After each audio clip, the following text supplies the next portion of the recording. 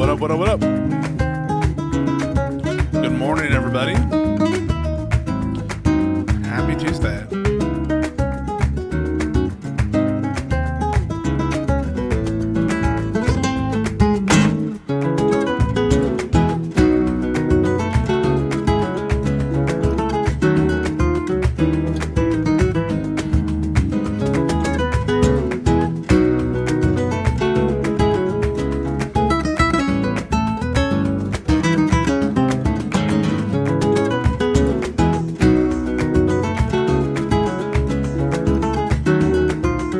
Thanks, Cadmus.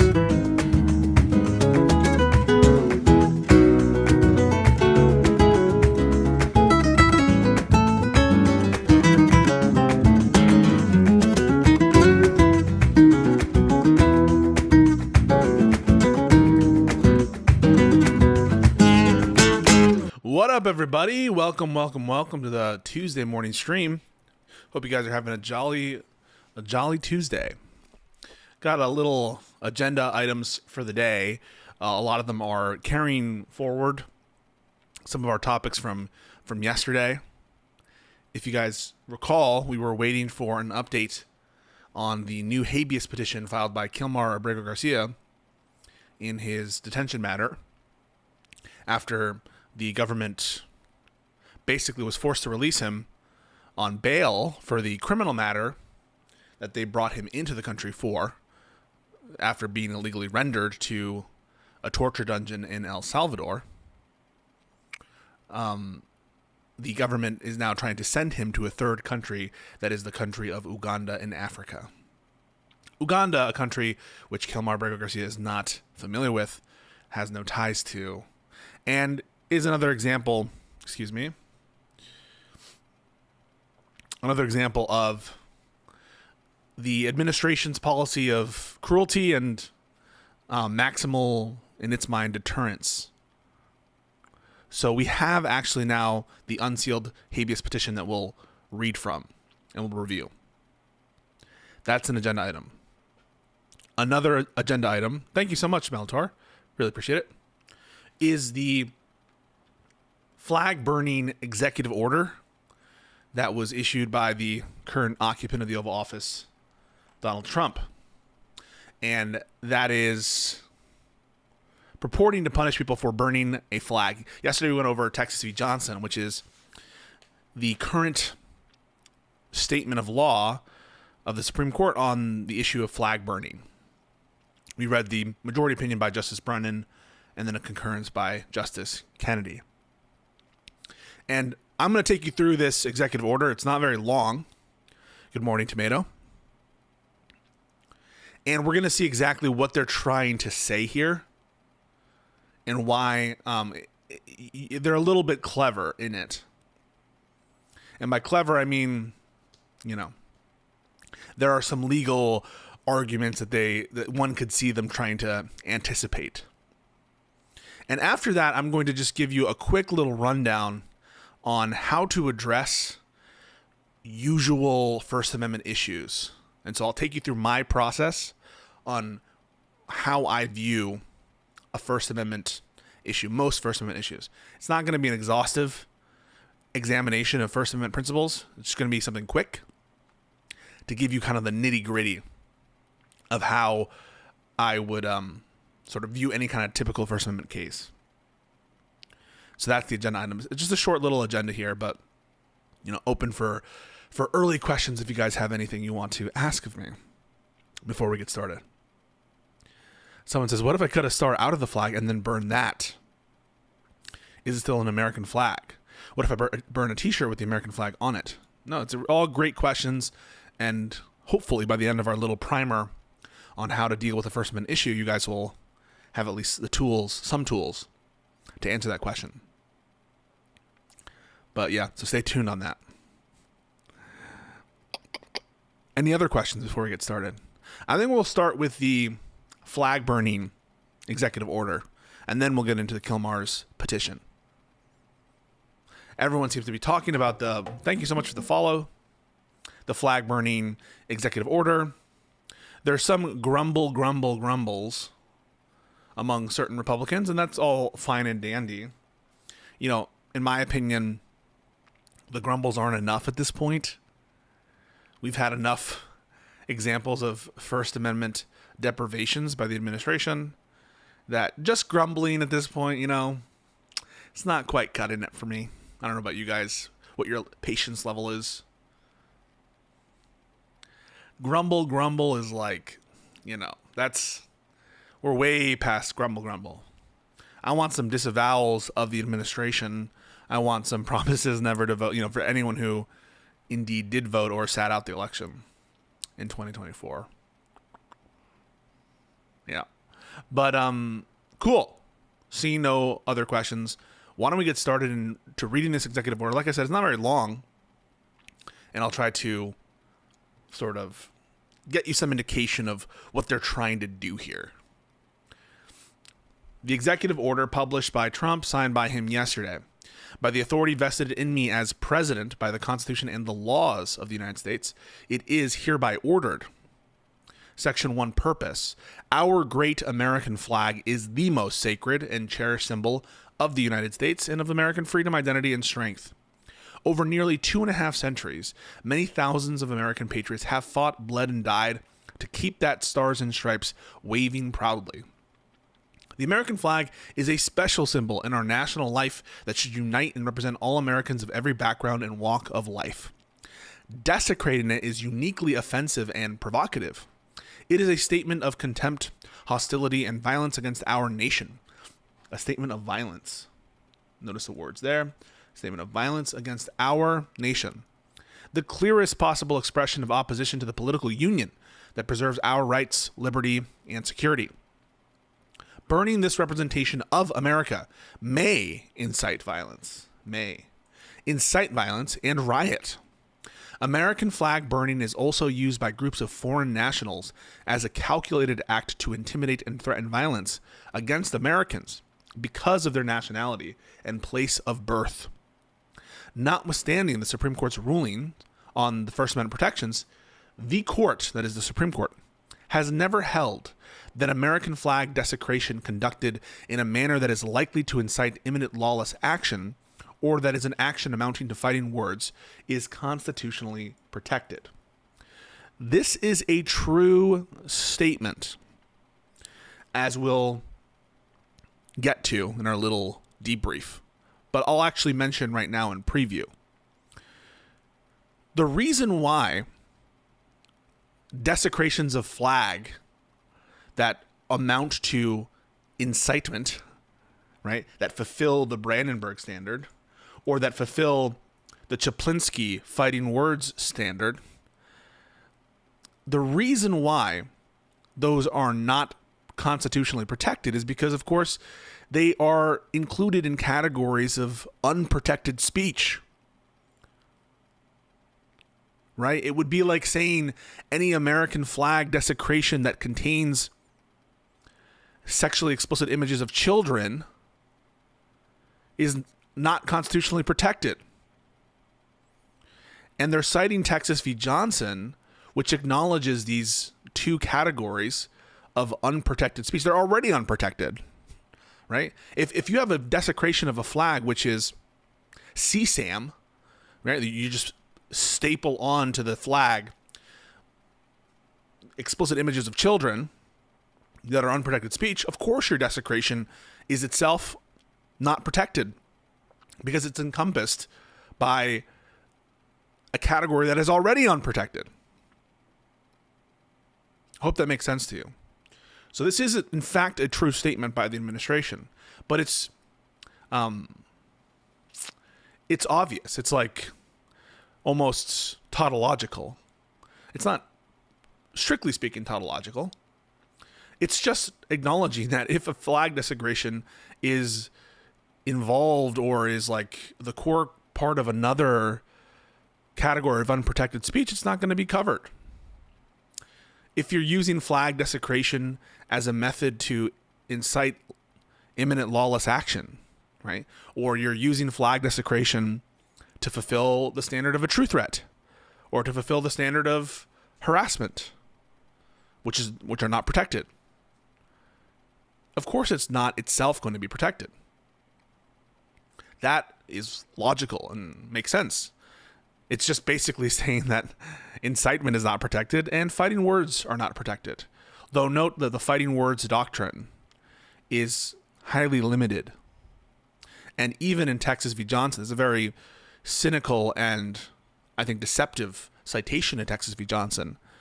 In Texas v. Johnson, their citation to Chaplinsky and fighting words is basically saying, not about generalized political statements. It's about intimate words as between two individuals. And they cite again, right, like Brandenburg versus Ohio for the incitement standard to say, we don't want to have a more expansive, unprotected category for protection of the flag, because doing so would basically make a mockery of the Brandenburg standard. So it's a deceptive citation of Texas v. Johnson, because what the court was doing in Texas v. Johnson in citing those categories is basically describing the ways in which those categories don't apply to flag burning, and in ways in which they want to protect those categories by not making some more broad exception for the First Amendment that applies to the flag burning. Do you understand? So that's a true statement. Thank you so much for the super chat. This is from Bulb, Sweet Bulb. Counterpoint, Adam told me the Kamala black box was scary, and Hassan told me Trump and Kamala are the same. Yeah. I mean, what can you say? What can you say? So this gets you a sense of, okay, well, if all they're trying to do here is virtue signal and just basically say, well, we're going to prosecute incitement and we're going to prosecute fighting words, they were already allowed to do that. So by its terms, it seems to be acknowledging the validity of Texas v. Johnson, at least this statement, this sentence, and doesn't seem to be changing, at least in this sentence, the amount of power the government has to restrict speech, because it's just citing already unprotected, categorically unprotected subsets of speech.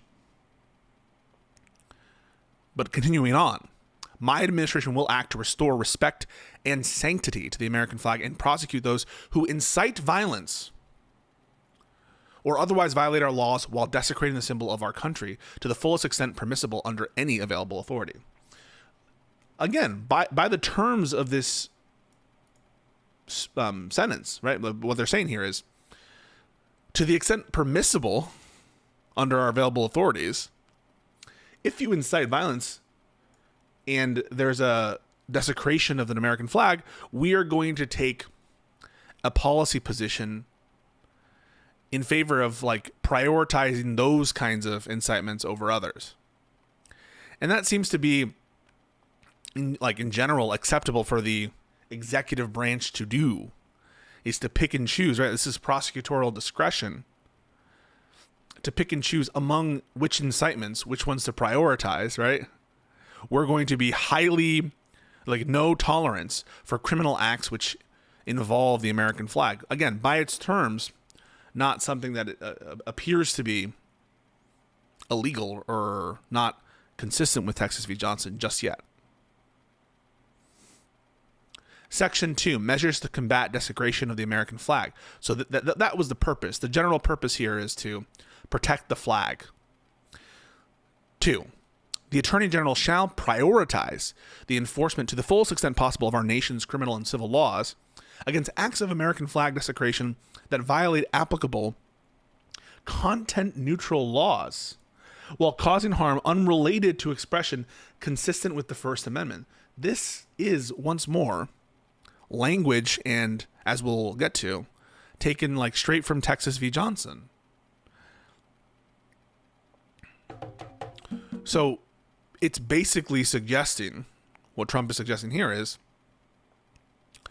we are going to prioritize anything that we can already target. That is to say, it is a government interest of ours to protect the flag. And so to the extent that flag desecration is caught up in acts which may violate content neutral laws without targeting expression itself or the communicative aspect of expression, that's going to be a priority. So once again, the terms of the executive order seem to be in keeping with Texas v. Johnson. Okay? This may include, but is not limited to, violent crimes, hate crimes, illegal discrimination against American citizens. Note this, right? So, recall that one of the big priorities of the administration upon taking office was specifically to lessen the protections in terms of racial discrimination laws, frameworks, that kind of thing. But now they're attempting to use those theories and frameworks, and sometimes directly the statutes, to not protect against racial discrimination, but to protect American citizens in their minds from other kinds of hate crimes, you know, I guess anti-patriotic or anti-American type hate crimes. So very sinister, in my opinion, morphine of you know, these laws are here to protect the most vulnerable. That's what these civil rights laws, that's what these illegal discrimination laws were designed to effectuate. There's an anti-subordination principle, that is to say, to prevent subordination of an underclass, which was at issue in a lot of these frameworks and laws. And the Trump administration has perverted this initial purpose to serve the interest of an overclass, and oftentimes in bad faith, even if you can sometimes find that these frameworks might apply in a context that would like incidentally benefit, I don't know, protesters who are very patriotic, which I consider myself to be. It's a little bit telling, I think, that they're perfectly willing to throw those doctrines under the bus when it comes to racial minorities, but fine to use them when it comes to protecting Israel, the interest of Israel, or to do this kind of virtue signaling with the flag.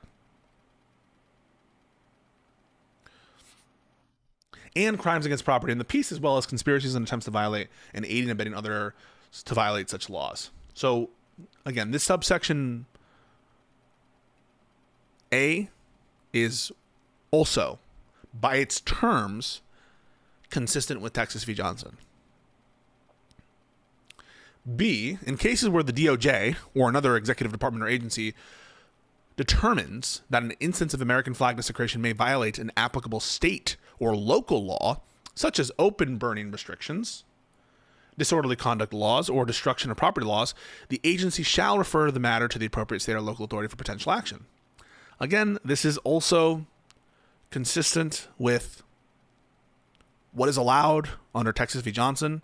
So you guys all saw the image, the video of some guy like burning a flag in the middle of DC, right in front of the White House. There could be local laws, burning restrictions that are neutral. You know, perhaps you need to get a permit for a burning. Perhaps in order to do a burning, it has to be in a designated area, right? Just because you have a right not to, you know, there's an expressive protective element into flag burning doesn't mean the government can't regulate it at all. Of course, that would be ridiculous. So the guy who was arrested in DC, that might be a valid arrest. It's quite possible, and I'm guessing likely, that the guy who was burning the flag in front of the DC was probably violating. Again, I don't know it, I can't cite it, but my strong suspicion is you probably need some kind of super hard to get permit or something, or at least something you need to like apply for, or maybe it's not even allowed categorically in front of the White House. I don't know the specific fire codes, the neutral fire codes, right, available in the context of burnings near government offices and stuff. And just because you're not allowed to discriminate as to flag burning where there's expressive conduct and where you're targeting the communicative aspect of it, that doesn't prevent the government from having generalized laws against like how you burn, when you burn. So don't take this kind of position. If you're in these conversations where you're having debates on First Amendment, you don't need to take the position. And again, I'm just like, in a second, we'll walk through how to analyze all of these issues. You don't need to take the position that like you're allowed to burn wherever you want, okay? You don't need to go that far.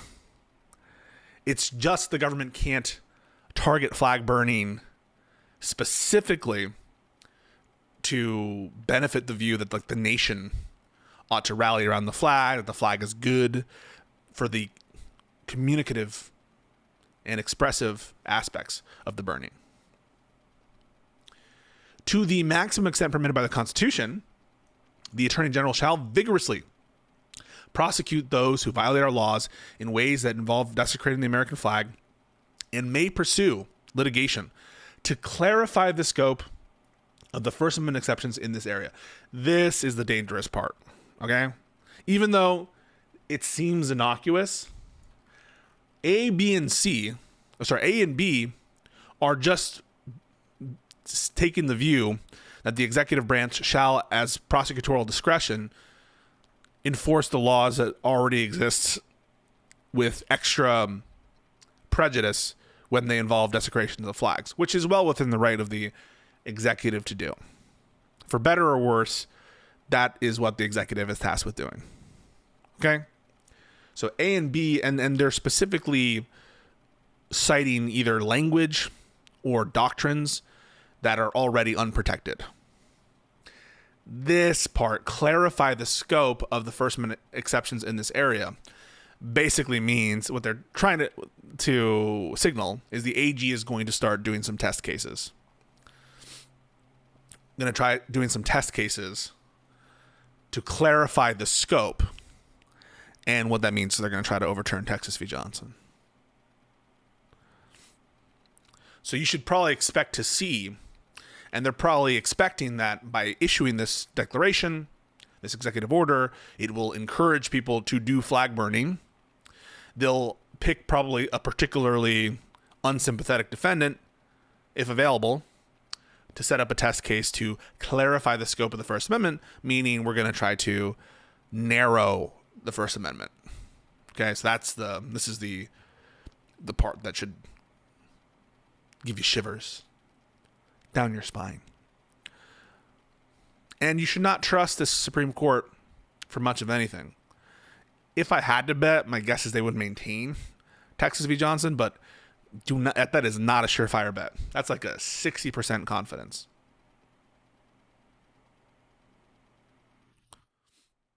Question by Kevinator. Could SCOTUS open up a way to prosecute Trump if a speech that incites violence is forbidden in every case? Would lying about the outcome count as inciting violence? We'll get into that when we talk about the framework that I apply for First Amendment cases. The answer is we already have a standard for incitement. That standard is called Brandenburg, imminent calls for lawless action. They are already not protected. And the Supreme Court of Colorado affirmed a decision by Colorado trial court that Trump did in fact incite lawless action on January 6th. Now, the Section 3 holding of that decision was overturned by the Supreme Court on grounds related to Congress's failure to enact legislation that enforced Section 3. We found that was absolutely insane because the 14th Amendment is clearly self-executing. Every other part of the 14th Amendment is self-executing. You don't need Congress to make legislation to effectuate and execute the Equal Protection Clause. Like, the Equal Protection Clause just exists. It is law. The Equal Protection Clause just needs to be enforced, right? The Due Process Clause, also part of the 14th Amendment, just needs to be enforced. Sorry, it needs to be executed. Everyone, like, you don't need Congress to execute the other parts of the 14th Amendment. So it's an insane ruling, the Anderson decision. But now it's the law of the land. But yeah. And of course we have the immunity doctrine, which I'm sure would play a role if Trump were ever charged with incitement. Now, he never was charged with incitement in the criminal context. He was impeached for incitement, but he was not charged with incitement by Jack Smith. Anyway, that's sub C. Sub D, The Secretary of State, the Attorney General, and DHS, acting within their respective authorities, shall deny, prohibit, terminate, or revoke visas, residence permits, naturalization proceedings, and other immigration benefits, or seek removal under these various different authorities, right? So some of these are grounds of inadmissibility, grounds of deportability, whenever there has been an appropriate determination that foreign nationals have engaged in American flag desecration activity under circumstances that permit the exercise of such remedies pursuant to the federal law. This is tricky. This will raise similar First Amendment issues. Well, do non-citizens have First Amendment rights? I think it's clear they do. There's binding Supreme Court precedent that says they do. And if there is First Amendment protected components to flag desecration, which I think that there are, presumably, I think what the right answer should be is that non-citizens cannot be discriminated on the basis of those protected activities. That said, be careful not to entangle the First Amendment analysis that we're kind of doing in isolation of the other areas of law which might apply, right? If you get charged with doing an illegal burn, perhaps that's a crime involving moral turpitude that makes you deportable or something. I don't know. And just because you burn a flag doesn't mean you're doing it legally in the other respects that we mentioned. And that's basically it. So, by its terms, the big things you can take from this order are, one, that within the government's already existing sphere of First Amendment carve-outs, fighting words, incitement, crimes against property, crimes involving illegal discrimination, crimes involving violence, conspiracies, attempt liability, aid and abetting liability, that within these spheres of kind of excluded, already unprotected speech, the government is going to take an enforcement discretion position that will be highly prejudicial against individuals who use flag desecration somehow in the execution of these different laws. Sorry, of their acts which constitute the illegal conduct. And that's the kind of enforcement priority component to this.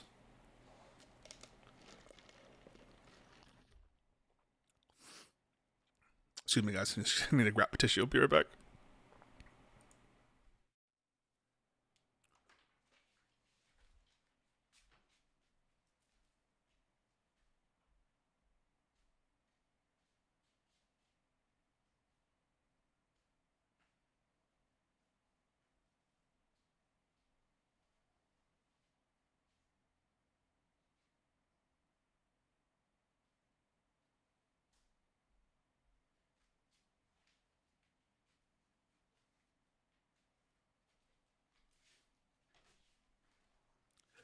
Okay. I'm back. One sec.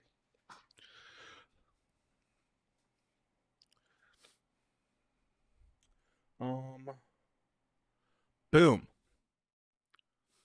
Okay. So the first part you should take away from this is within the already existing spheres of government regulation, government will take an enforcement discretionary priority or prioritization of targeting people who have flag desecration, flag burning as a component of their actions that are already unprotected. Number two, the DOJ or other agencies are going to, quote, clarify the scope of the First Amendment exceptions, which means they're going to try to push the envelope here, and they're going to try to limit what the First Amendment protects, obviously. And by the way, the enforcement discretion component that I referenced just before also applies to like referrals to the appropriate local authorities where it's outside of federal jurisdiction. And then finally, immigration, where the government has a lot more authority.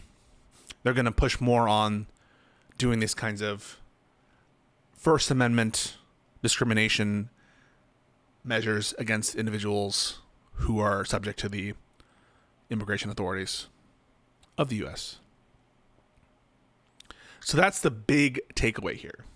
You should expect test cases, enforcement priorities, and the application of immigration law for flag desecration.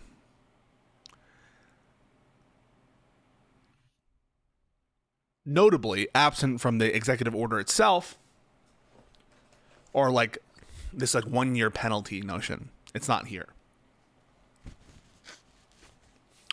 And that could be just them talking. That could be like the punishment they're trying to seek out, or that could be referring to like what they're going to try to enforce in their test cases.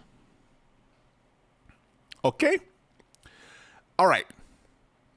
Now I want to take you into the world of the First Amendment and to give you my general framework for how I address any kind of First Amendment issue. Now, I'm going to be excluding kind of form analysis. I'm going to be largely excluding viewpoint discrimination, and just want to give you some quick little tools, a quick little framework for how to approach First Amendment issues moving forward, where there is potentially some kind of direct regulation of speech. The first question that you're going to ask is it even speech or expressive conduct? Zoom in here. First Amendment protects speech. And we read in the Texas v. Johnson case that the First Amendment, which states that the freedom of speech shall not be abridged, applies to the federal government and the state governments through the 14th Amendment. And it's not just literal spoken word or written word that is protected.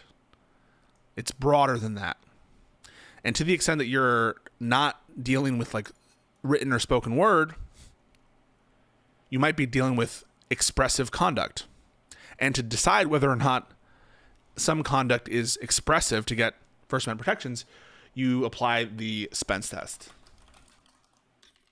The Spence test, which is that the speaker intends to convey a particularized message, and the message is one greatly likely to be understood by listeners or those who view it. And a great example of this is, wearing a black armband in the context of the Vietnam War. That's not literal spoken word. It's not literal speech.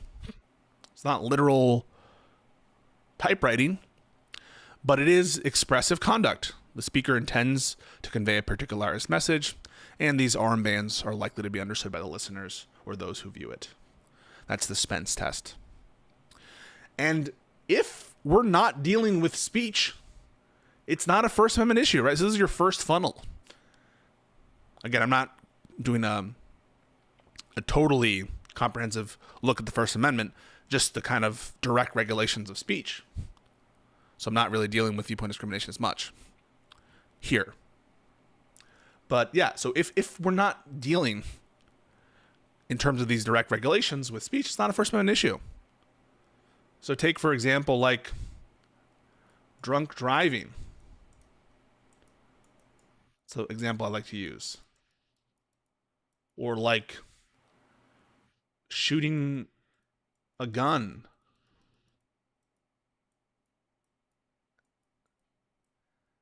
At a crowd.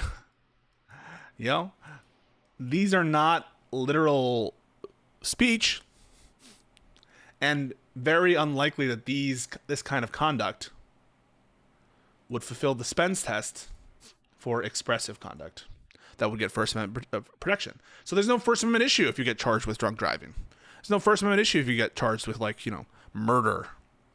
Now, you can maybe imagine a situation in which shooting a gun might be expressive conduct. Let's say that you're doing some kind of act, some magician's show or something, and part of your act is shooting a blank or something. You can start to, or shooting a gun is part of your movie that you're making. You can start to see how you might marshal some arguments that, in certain contexts, even something like shooting might be expressive conduct in the right context. You get me? So that's first funnel. Next, for these kinds of direct regulations, 2, if it's speech, right, is the restriction content-based? So, are we regulating the speech or expressive conduct based on the content of it? Does the harm of the speech, or the harm that the state is seeking to alleviate, does it grow out of the fact that the defendant is communicating, or the way people can be expected to react? Does it have to do with what the speech is saying? So a good point of clarification here is the case O'Brien. O'Brien is the case cited often in the Texas v. Johnson decision on the flag burning. This is the draft card case, where they were burning draft cards. Well, is burning a draft card intended to convey a particularized message? Yes, probably. Is burning your draft card likely to be understood by listeners or those who view the conduct as having a message that's understood? Yes. So in O'Brien, we have expressive conduct, but is the government regulation on the draft cards as construed by the Supreme Court, is that a content-based restriction?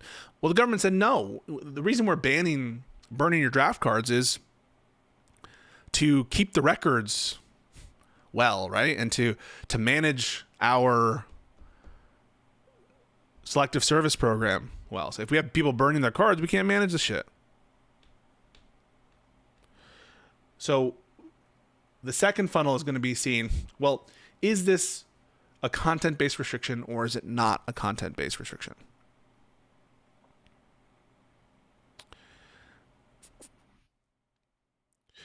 And once you get into this kind of content-based, not content-based, you can follow 2 kind of tracks. The first track, you might say, if it is content-based restriction, apply one or more of the categories. So this would be step 3. If it's a content-based restriction, check if any of the categories of unprotected speech apply. If not, strict scrutiny, highest level of constitutional review. If it's not a content-based restriction, apply the O'Brien effects test, or time, place, and manner restrictions test.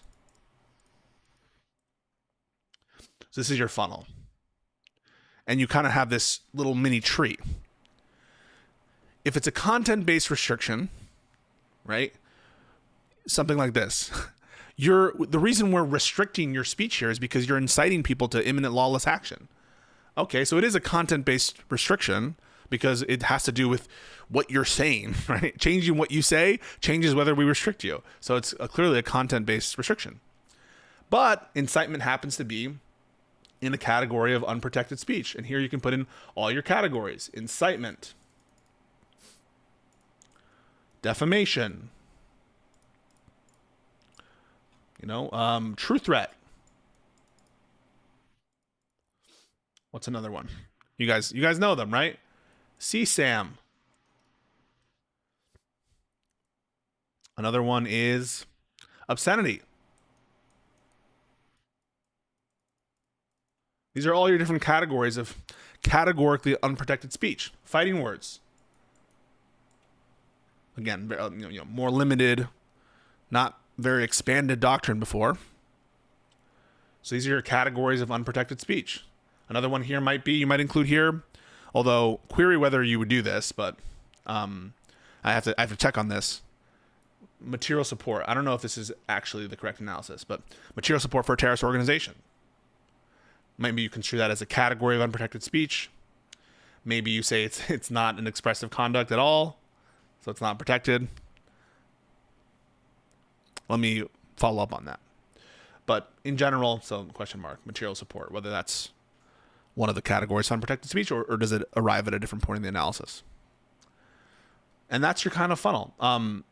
If it is content-based and is not within one of your categories of unprotected speech, then you apply strict scrutiny. And then it's a content-based restriction on speech. And it's the highest level. It requires a compelling purpose that's narrowly tailored. That's strict scrutiny. If it's in a category of unprotected speech, you apply the test of that category. And if it's successful, right? Like basically it's going to be unprotected if it fits one of the categories applying that test, right? So you apply the test for obscenity.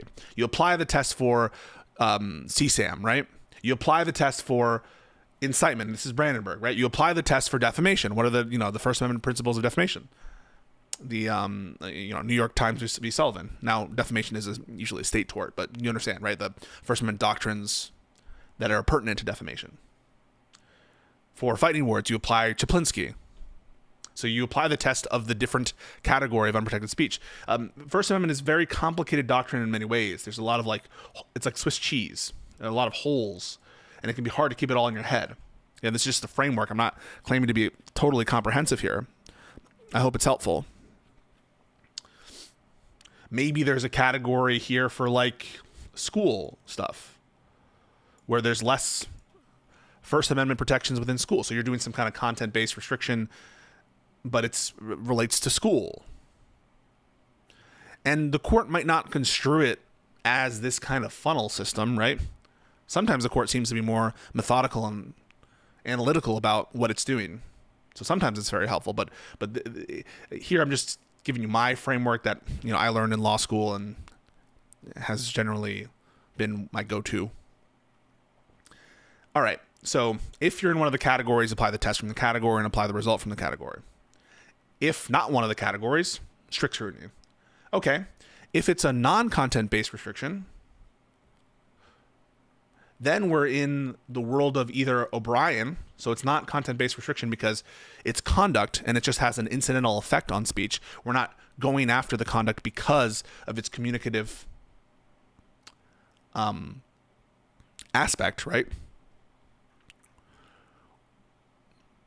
We're not going after the draft card because of communicative significance. It has to do with the way you're communicating, or it has to just be some sort of after effect of your communication. So think about in O'Brien, if you had a regulation like no burning anything, right? Because burning is just too dangerous in this zone. Well, that is not intended to go after speech because of its content. You're just going after burning. Now, as it happens, it will have some effect on speech. So apply O'Brien. And the test in O'Brien, you don't need to memorize this, but does it further an important or substantial government interest? And is the incidental restriction on First Amendment freedom no greater than is essential to the furtherance of that interest? So there needs to be an important or substantial interest in O'Brien. So here you may think a normal fire ordinance might pass O'Brien. Another way something can be a non-content-based restriction is if it's a time, place, and manner restriction. And in a time, place, and manner restriction, it is kind of targeting aspects of how the speech is happening. So time, place, and manner applies to like the laws that regulate speech itself. But it's not really regulating it because of the content. It's just like, you know, you're out at 9 p.m. on a megaphone, right? So a normal time, place, and manner restriction might be no loud noises after 8 p.m. Park closes at 8 p.m. So it's not a content-based restriction. It's like, again, a time, place, or manner restriction. It's a reasonable time, place, and manner restriction. And the test here is another form of intermediate scrutiny, similar but not exactly the same as O'Brien. You need to have a narrowly tailored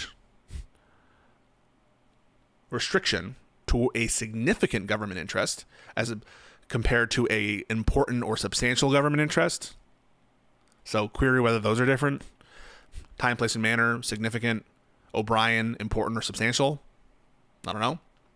And there's an additional thing for time, place, and manner not present in O'Brien, which is you need to leave open, quote, ample alternative channels for communication. So in O'Brien, you have, right, important or substantial interest, and you have, in terms of the tailoring, right, no greater than essential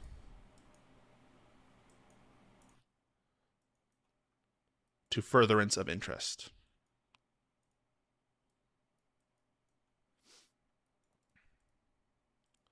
For time, place, and manner, you have significant interest, government interest. You have to have narrow tailoring, and you have to have ample alternative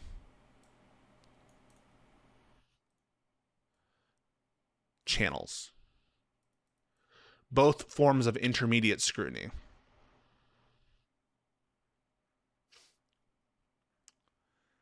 And of course, if it's not speech at all, we're dealing with rational basis review. And in the categories of unprotected speech, they're just unprotected. So, rational basis. That's the kind of framework. Now, why don't we apply it to some of the examples that we've talked about over the course of the last few weeks. First, let's do the flag. We'll run this with the flag burning. Is flag burning expressive conduct? Well, sometimes yes, sometimes no. If you're burning a flag to dispose of it, which is sometimes a way to dispose of a flag, Congress has passed what are known as precatory regulations on how to maintain flags that are not necessarily binding on normal citizens. But some flag burning certainly is expressive conduct. So don't just say all flag burning is. Only some is. But if your intent is to convey a particularized message, and if your message is one that's greatly likely to be understood by listeners or those who view it, it's expressive conduct. All right, so we have the kind of political based protesting of burning a flag. That's going to be protected as expressive conduct. Now, imagine that the government passed a law that said no burning of flags if the purpose of the burning is to degrade, the character of the nation or to undermine the national unity of the flag. That law would be content-based. Or if you said something like this, no burning the flag as a protest against the government. You can burn the flag to dispose, but any flag burning that is done in conjunction with a political protest is illegal.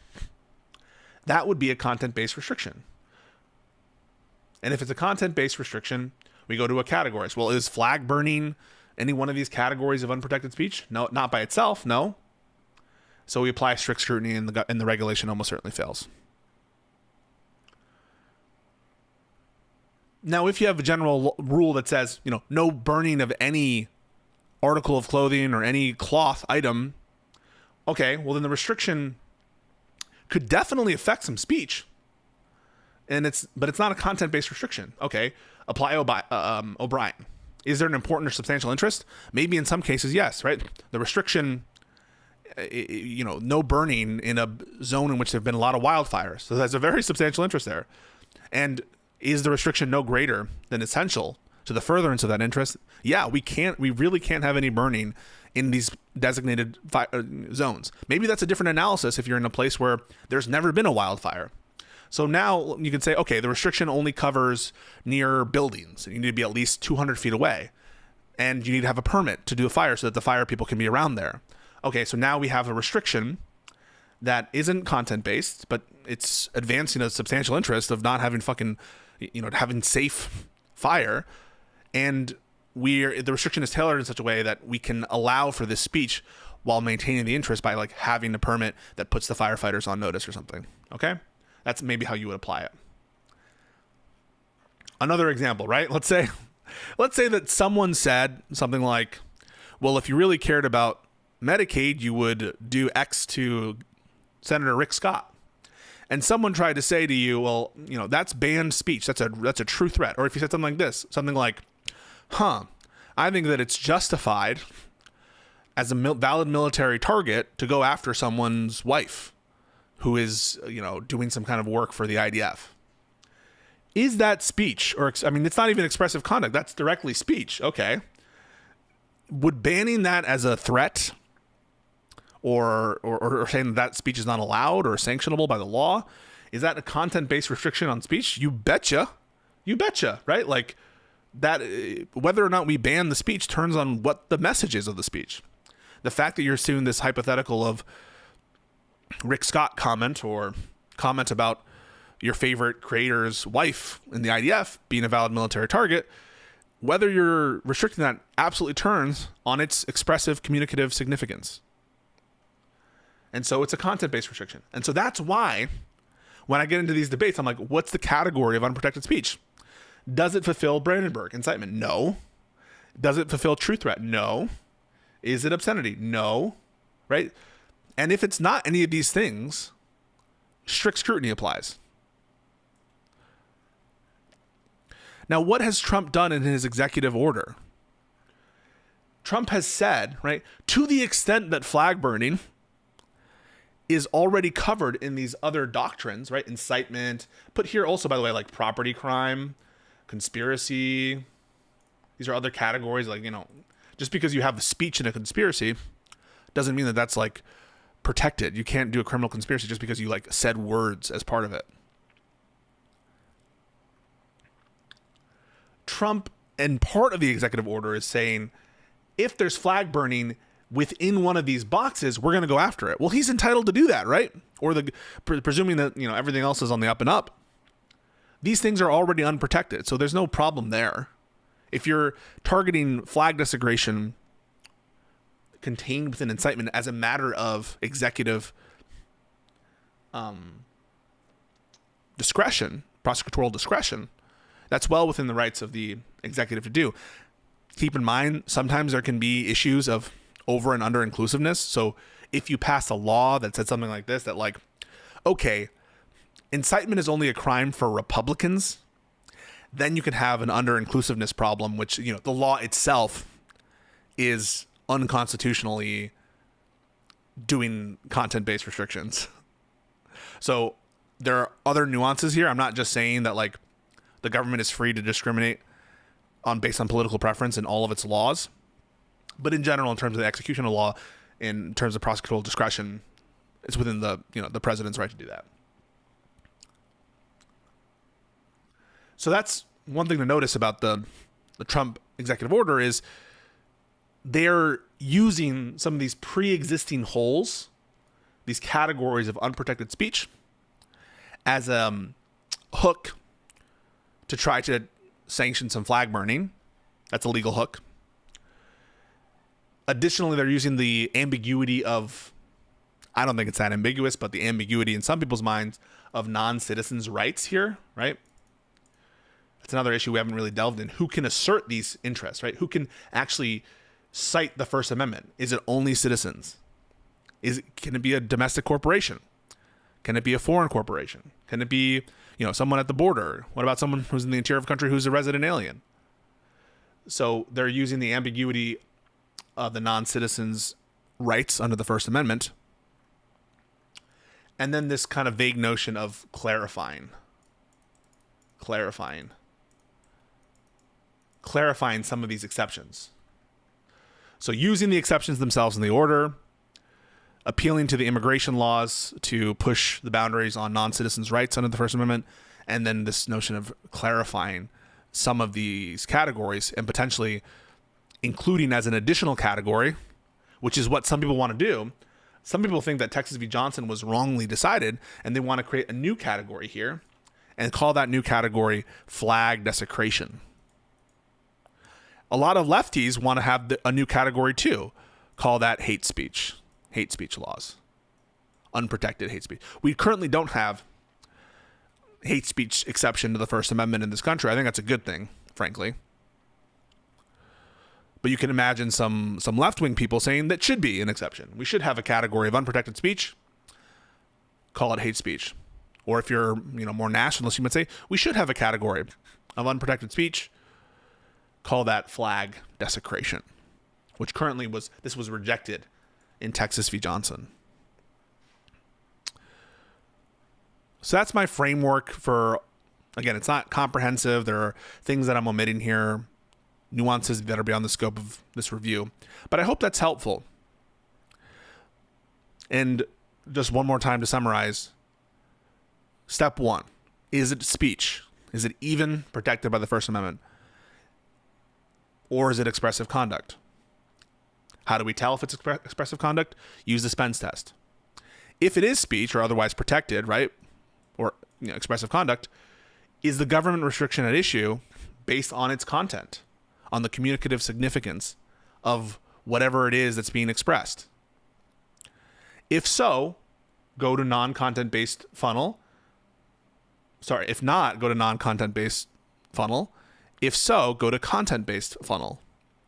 In content-based funnel, apply any one of the applicable categories and their respective tests. And if none of the tests fit, you're in strict scrutiny land, the highest level of analysis. If it's a non-content-based restriction, apply either the O'Brien effects test, which has to do with, when the regulation at issue isn't targeting conduct because of its expressive elements, you just need to show that there's an important or substantial interest and that the regulation is no greater than essential to the furtherance of that interest.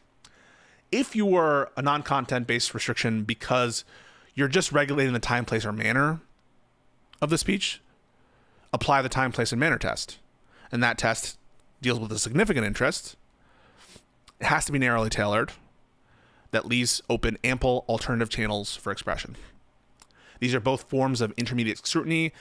Their distinctions are kind of not totally clear. It's just our best way, my best way of trying to represent the different formulations here.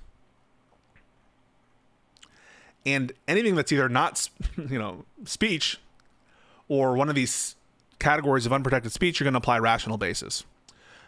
So content-based without any categorical exception, strict scrutiny. Non-content based, which is either O'Brien effects or TPM, intermediate scrutiny, and any category of unprotected speech, rational basis. Same thing with non-speech. Does that help?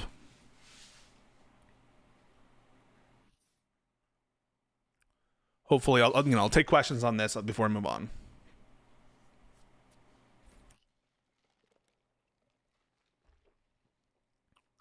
It does, says Oliver. Well, I'm glad.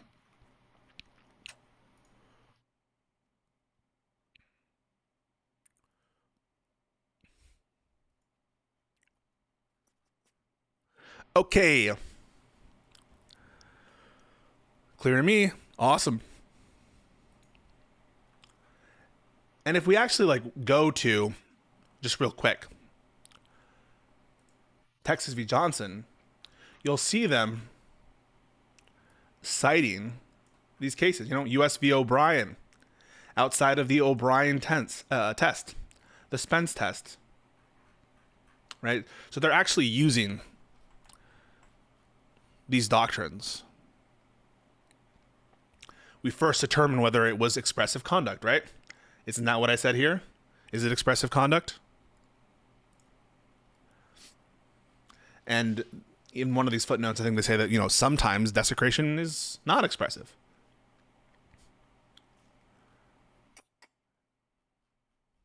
So the court is actually using these doctrines and applying them. I'm confused. How is this related to Hassan Bad? Well, if you apply this to some of the Hassan Bad discourse, it can be really super helpful. Apply it to the alleged threats to Ela Klein. Apply it to the alleged threat against Senator Rick Scott. I think both of those are quite easily content-based, proposed hypothetical restrictions that don't meet any of the categories of unprotected speech, and so you'd apply strict scrutiny. Think about the statements in favor of the Houthis, right?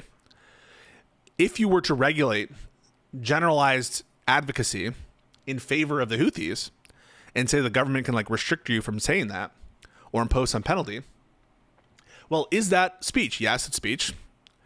Would restricting it based on your support of the Houthis be content-based? Of course.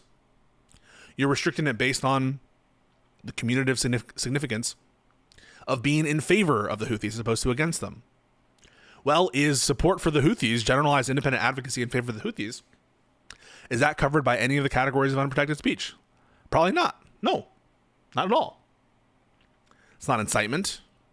And keep in mind also, these tests used to be a little different, especially incitement. This used to be a much lower standard. It used to be, it could be a crime to be a member of the Communist Party. Why? Because the Communist Party advocated in abstract the violent overthrow of the United States government. So the old tests, the Dennis test, the Schneck decision, right? These old tests, before Brandenburg, just joining an organization that in abstract advocated for the violent overthrow of the U.S. government, the government could punish that as a crime, as incitement.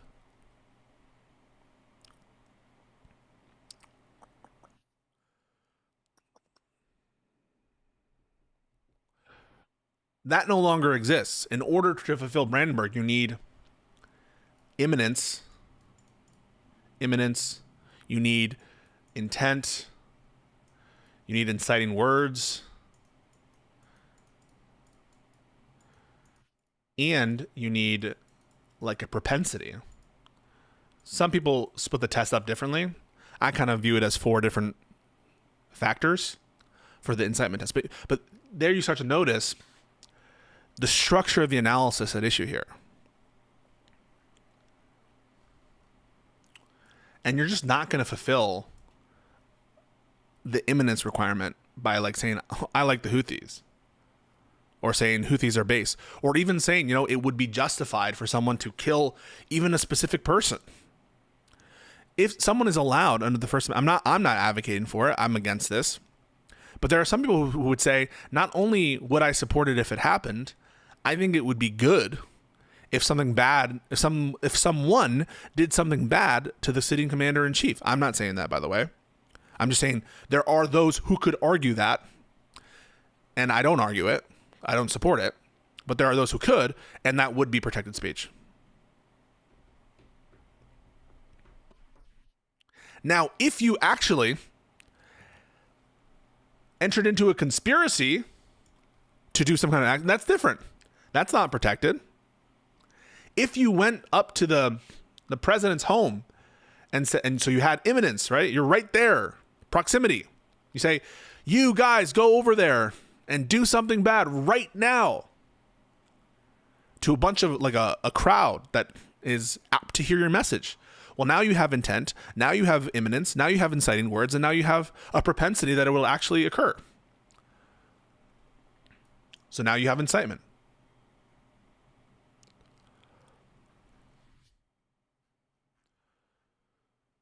But it's useful to have the framework, like I said, because it allows you to think about how you would approach some of these public controversies. And I see this idiot in the chat. Sorry.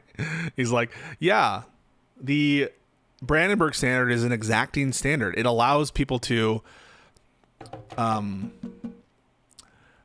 this kind of innuendo sometimes. And if you can't prove beyond a reasonable doubt intent, imminence, inciting words, and propensity, it's just going to be tough.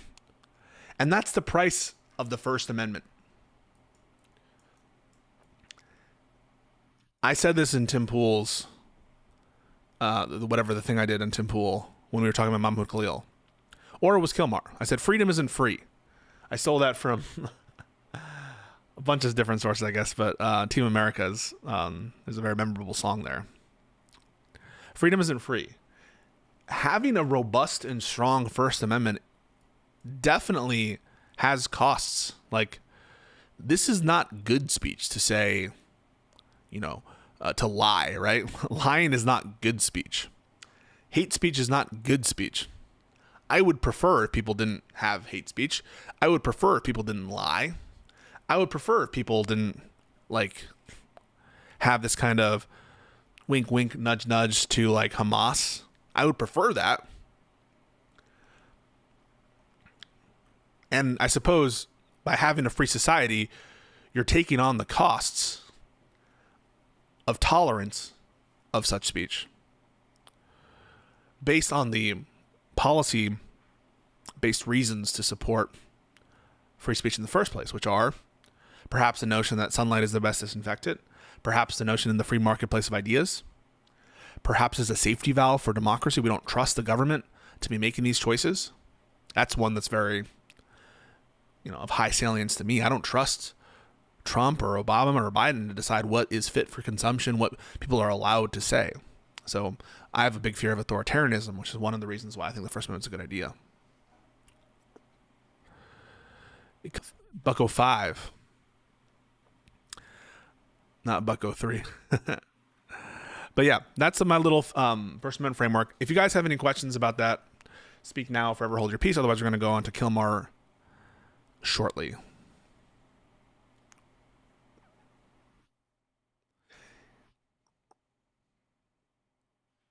Seeing none, we'll move on. I haven't read this. It is a new petition for writ of habeas corpus for Kilmar. Not super long. We're going to go through it. I'm curious what the basis will be. Saying that it's actually wink, wink, nudge, nudge it actually doesn't. And dude, I really encourage you. I really do encourage you to come on stream if you disagree. Real Kafka Esquire. Is this the actual Kafka? Do you think that the argument will be that flag burning takes the place of inciting words, or just that we should have a separate test for flag burning? I think based on the actual executive order, I think they'll try all that. I think they'll try to argue that flag burning does fit Brandenburg in general, and that flag burning in general does fit fighting words, and that it does fit all these other different doctrines. But they'll also argue that we need to clarify the scope of First Amendment exceptions. So I think that the answer to your question is yes, that they'll argue for both separate tests. They'll argue that Texas v. Johnson needs to be overturned, and that we need to have a special categorical exception for flag desecration. But they'll also argue that flag burning, I think, necessarily is contained within one of these other pre-existing and affirmed and respected historical exceptions, such as incitement, such as fighting words. I say respected. Fighting words is not very respected. I don't respect it very much. And I think Chaplinsky should be overturned. but that's just me. Hope you're well, Kafka. And definitely, if there's people who disagree with my formulation here or disagree with what I'm saying here, they think that flag burning should be banned by the government, please do enter Stream Disagreements. I'll be happy to bring you on. Can the Supreme Court get rid of this EO? I'm going to say almost certainly not get rid of, right? What does this EO do that, arguable whether it's even like challengeable, because it's basically just a document that's stating a executive discretionary enforcement pattern. And so there's oftentimes big challenges to even challenging those kinds of executive orders in the first place. So there are a bunch of obstacles to even have an appropriate vehicle for this litigation to take place. And if there were such a vehicle for litigation to take place regarding this executive order, I mean, what is on the face of this document suggesting something illegal? It's not like the birthright citizenship EO, which very much has like illegal shit written into it on its plain face. This is, citing the current doctrines, incitement and fighting words, right? It is saying, to the extent legal. And they're signaling what they're going to do by basically saying, we're here to clarify the scope of the amendments. And so this executive order by itself doesn't seem to, me at least, suggest anything on the face of it, just taking the literal words in context, that is illegal. You get me? Thank you, Kafka. So by itself, this document, to me, doesn't look like there would be any strong challenge to like undo this executive order. This executive order seems to be, by its terms, right? You might say in bad faith, approximating the current status of the law and just suggesting kind of like between the lines that they're going to be a little nefarious. Does that make any sense? It's a good question, though. Teeny tiny Tony. Always important to read the EO. Read your EOs. Know your rules. You have to know your rules. Any other thoughts, comments, concerns on First Amendment before we jump into Kilmar and the new habeas petition? We were waiting all day yesterday for this, and it's finally come through.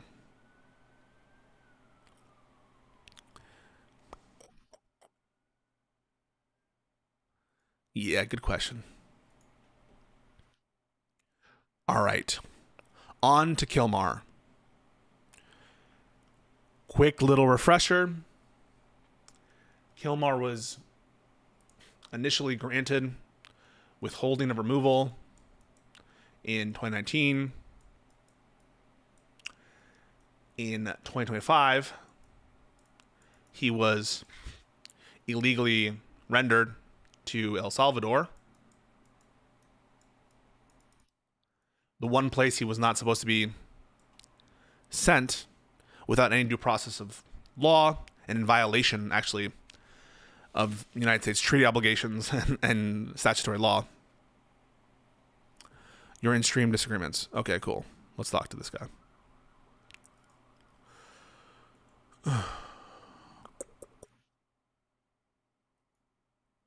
What up?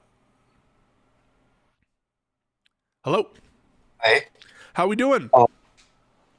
Fine. I have to mention at first that I'm American, but I was raised in Germany. Mm-hmm.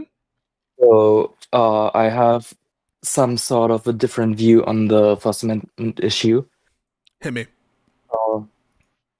Especially, do you know the tolerance paradoxon? Heard of it. So it's basically, for those who don't know it, if you have absolute tolerance, you should. What happens if you tolerate those who are intolerant? are you then tolerant or intolerant? Because in some way you support intolerance. Mm-hmm. Um, so you mentioned that to be free, you have to tolerate those who, in some ways, are intolerant. And I wanted to ask whether this was then your interpretation of this paradoxon, Oh, to be intolerant in some ways by being tolerant to intolerant people. yeah, I think that there are two things that I want to say in response to that. So, one, thank you for explaining the audience the paradox of tolerance there. I don't think I was making a kind of normative statement, or there is a normative statement to what I was saying. I was making largely a descriptive statement about what the First Amendment means in the context of American law, and that is, very much in the wheelhouse of adopting tolerance of intolerance. So to the extent that there is some contradiction entailed by tolerating intolerance, America is squarely living up to that, I guess, or whatever your critique is.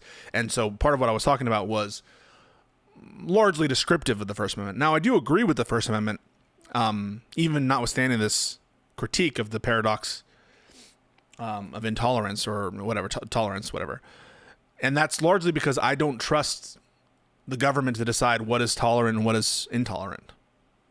I don't really trust the government to, decide where the line ought to be drawn, except in these like historical exceptions that really kind of ground out more into conduct or something that's like easier to describe. Like, even though there are a bunch of issues, child pornography, things like that. What is child pornography? What's the line?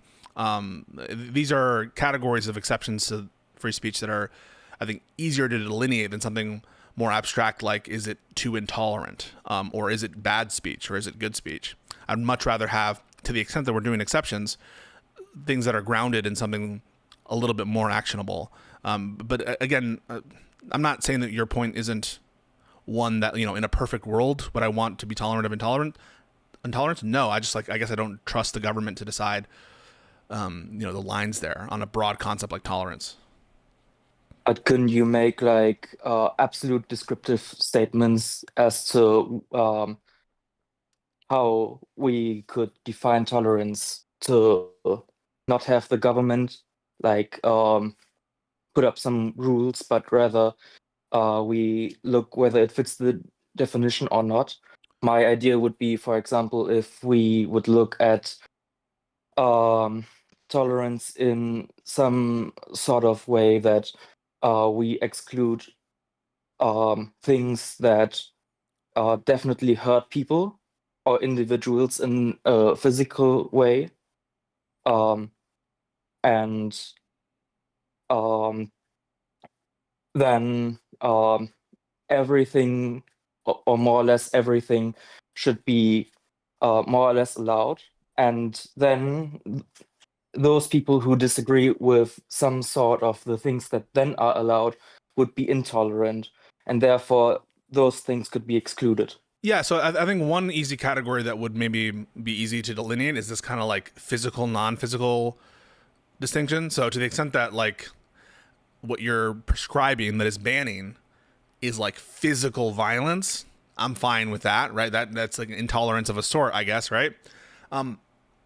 The reason why I am very skeptical of these kinds of arguments in the American context is I don't trust the people to calculate what the damaging speech is going to be or what is likely to have negative effects. Is racism likely to have negative effects? I mean, I think, yeah, it will. Yeah, for sure. But like, do I trust the government in general to have the power to determine in advance what the consequences of speech are going to be, such that we just, say what's tolerant, what's intolerant? Like, I don't know, man. I don't know. Like, I think if Trump could probably come up with something right now that says, if you have speech that is critical of MAGA or critical of me or being very intolerant to pro-Americans, people who are native to the country, and so that's likely to have corrosive effects on the national character of the United States. And so, it kind of grounds down into the more loose the standard is, that is defining and predicting and calculating in advance what's likely to be harmful speech.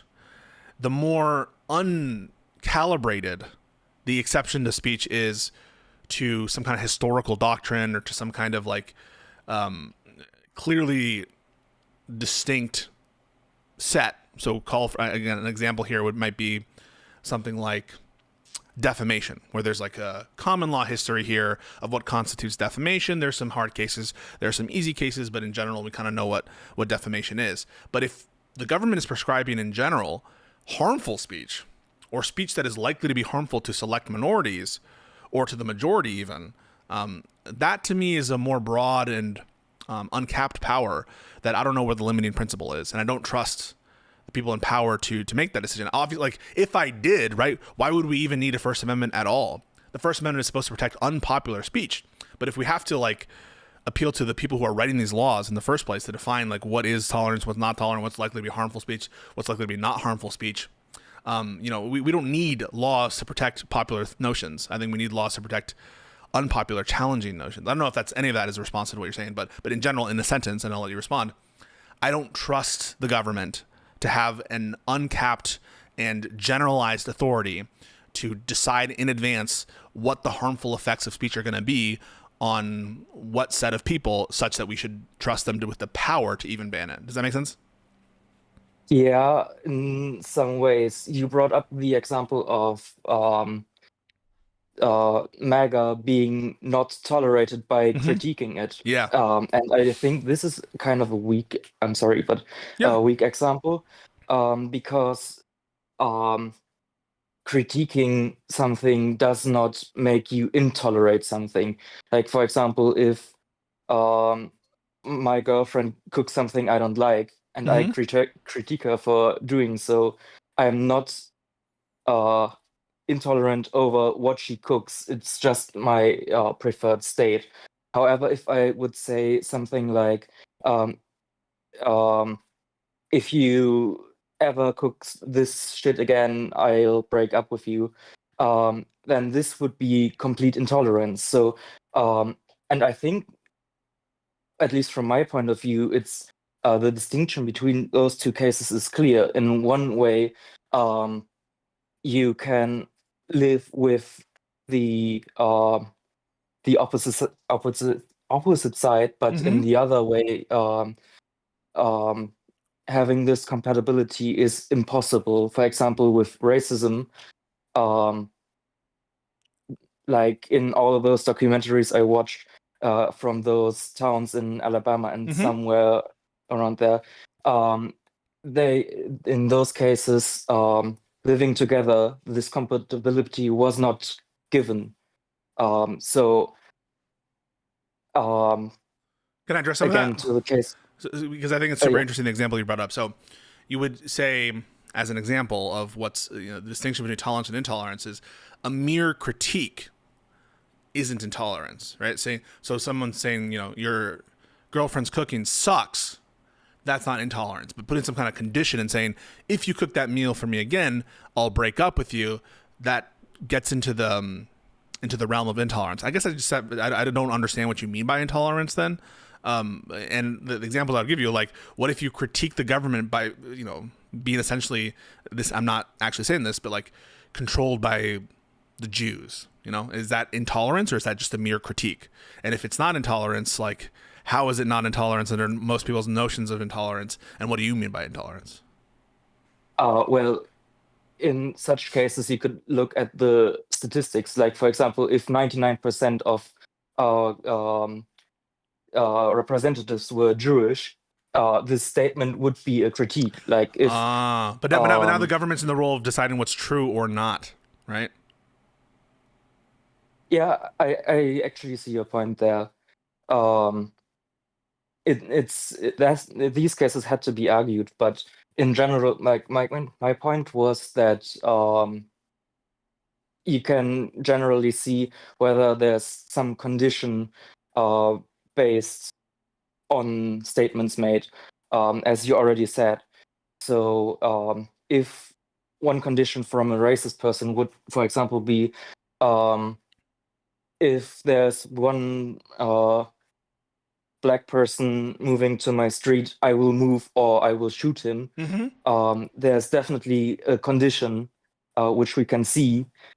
This condition is not given in the example with the Jew. I don't like the statement. It's a critique, and in my opinion, um, critiques should be tolerated. Mm-hmm. And you can argue against the critique, but if there's this let's say threshold of conditions from which on tolerance would be simply not working, then yeah, I don't know. So it sounds like the And threshold, though, is not whether or not the statement, because it seemed like you were uncomfortable. And again, we're just sorting this out. I'm not saying that I know everything, and I think that you're raising some genuine concerns. So I don't want to be heard to like be saying that what you say doesn't matter. Or I think what you're saying matters a lot, and this is super interesting to me. So I just want to be clear about that.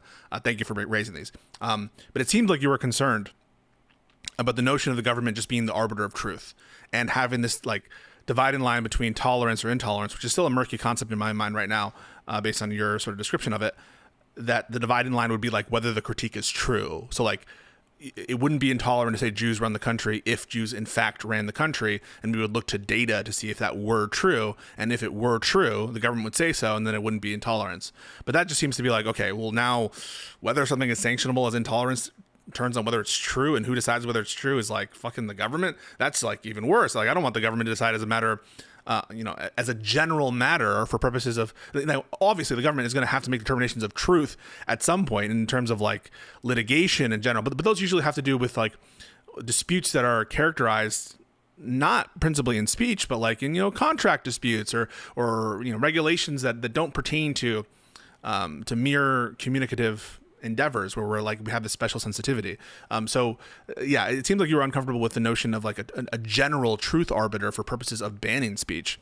And now it seems like there's a different threshold, which I might agree with you, but it seems like that threshold is like some kind of action, right? So like if you were to say something like, well, if a Jew moves into my neighborhood, I'll shoot him.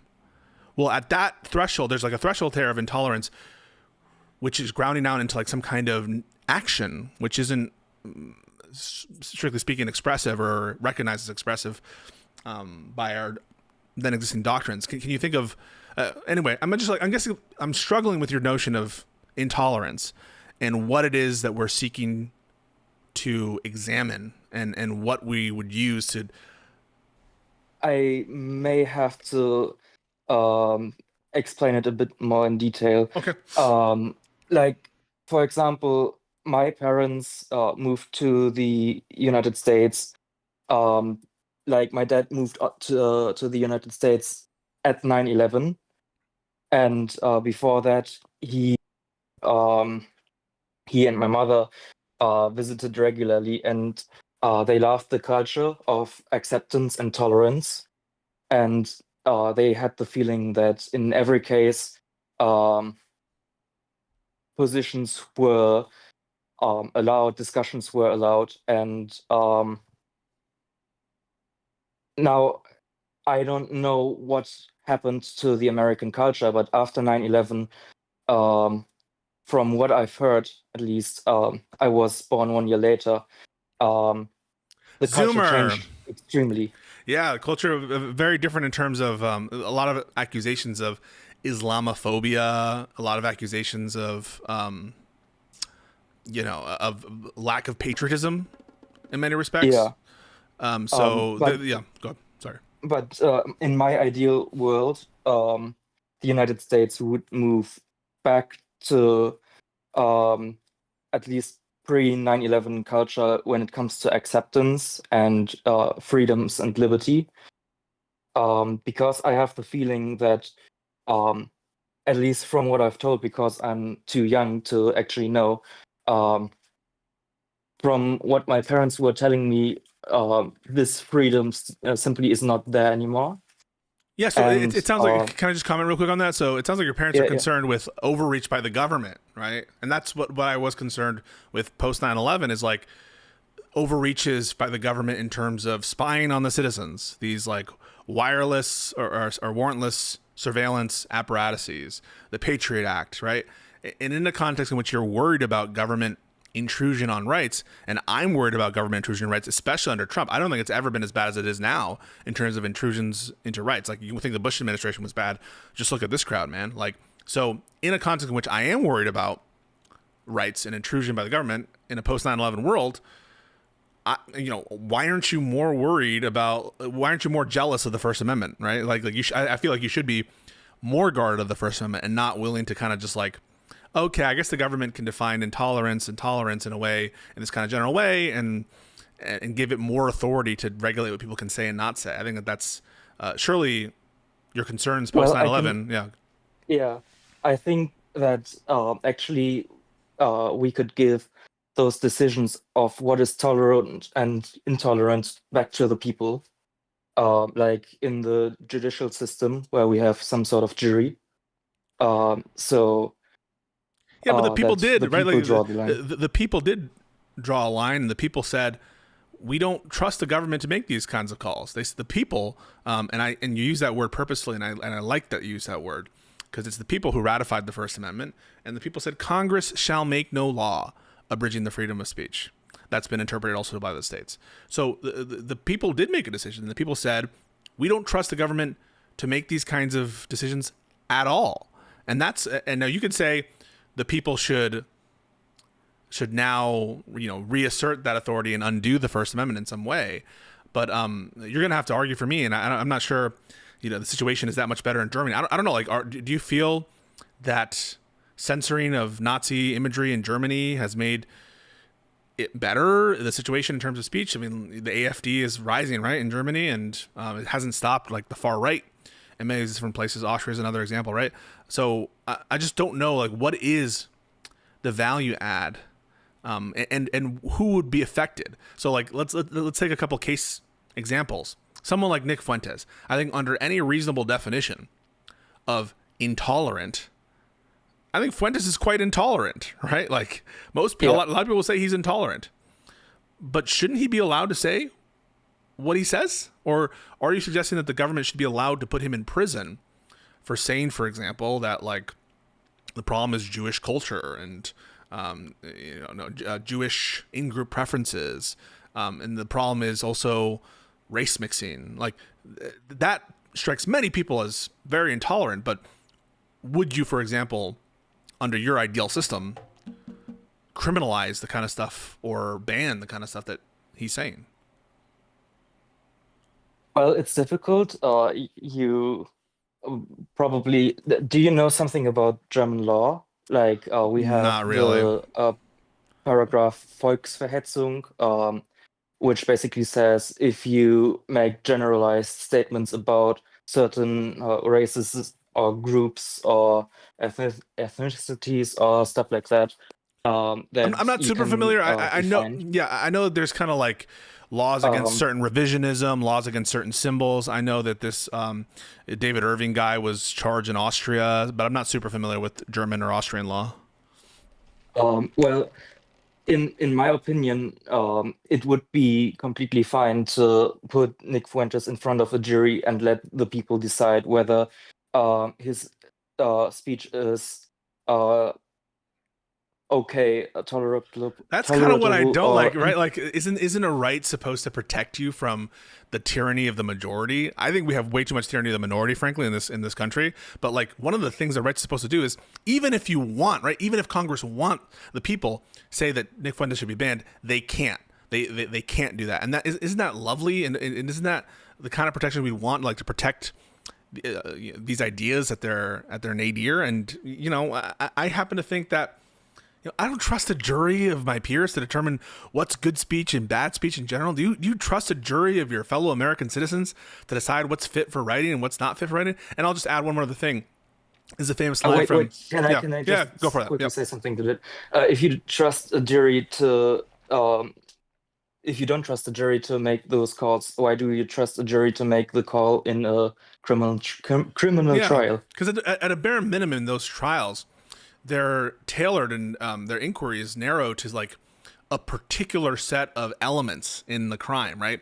There are elements that, like, did he have this intent? Yes. Okay. This is a factual question applying, your reasonable a reasonable person in such circumstances.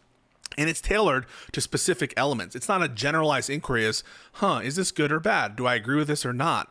And maybe there's some kind of speech that Nick Fuentes would give where a jury could opine on its legality. And to the extent that there are such categories of speech, I think that they're the historical exceptions. There are things like child pornography, incitement, harassment, true threats, those kinds of.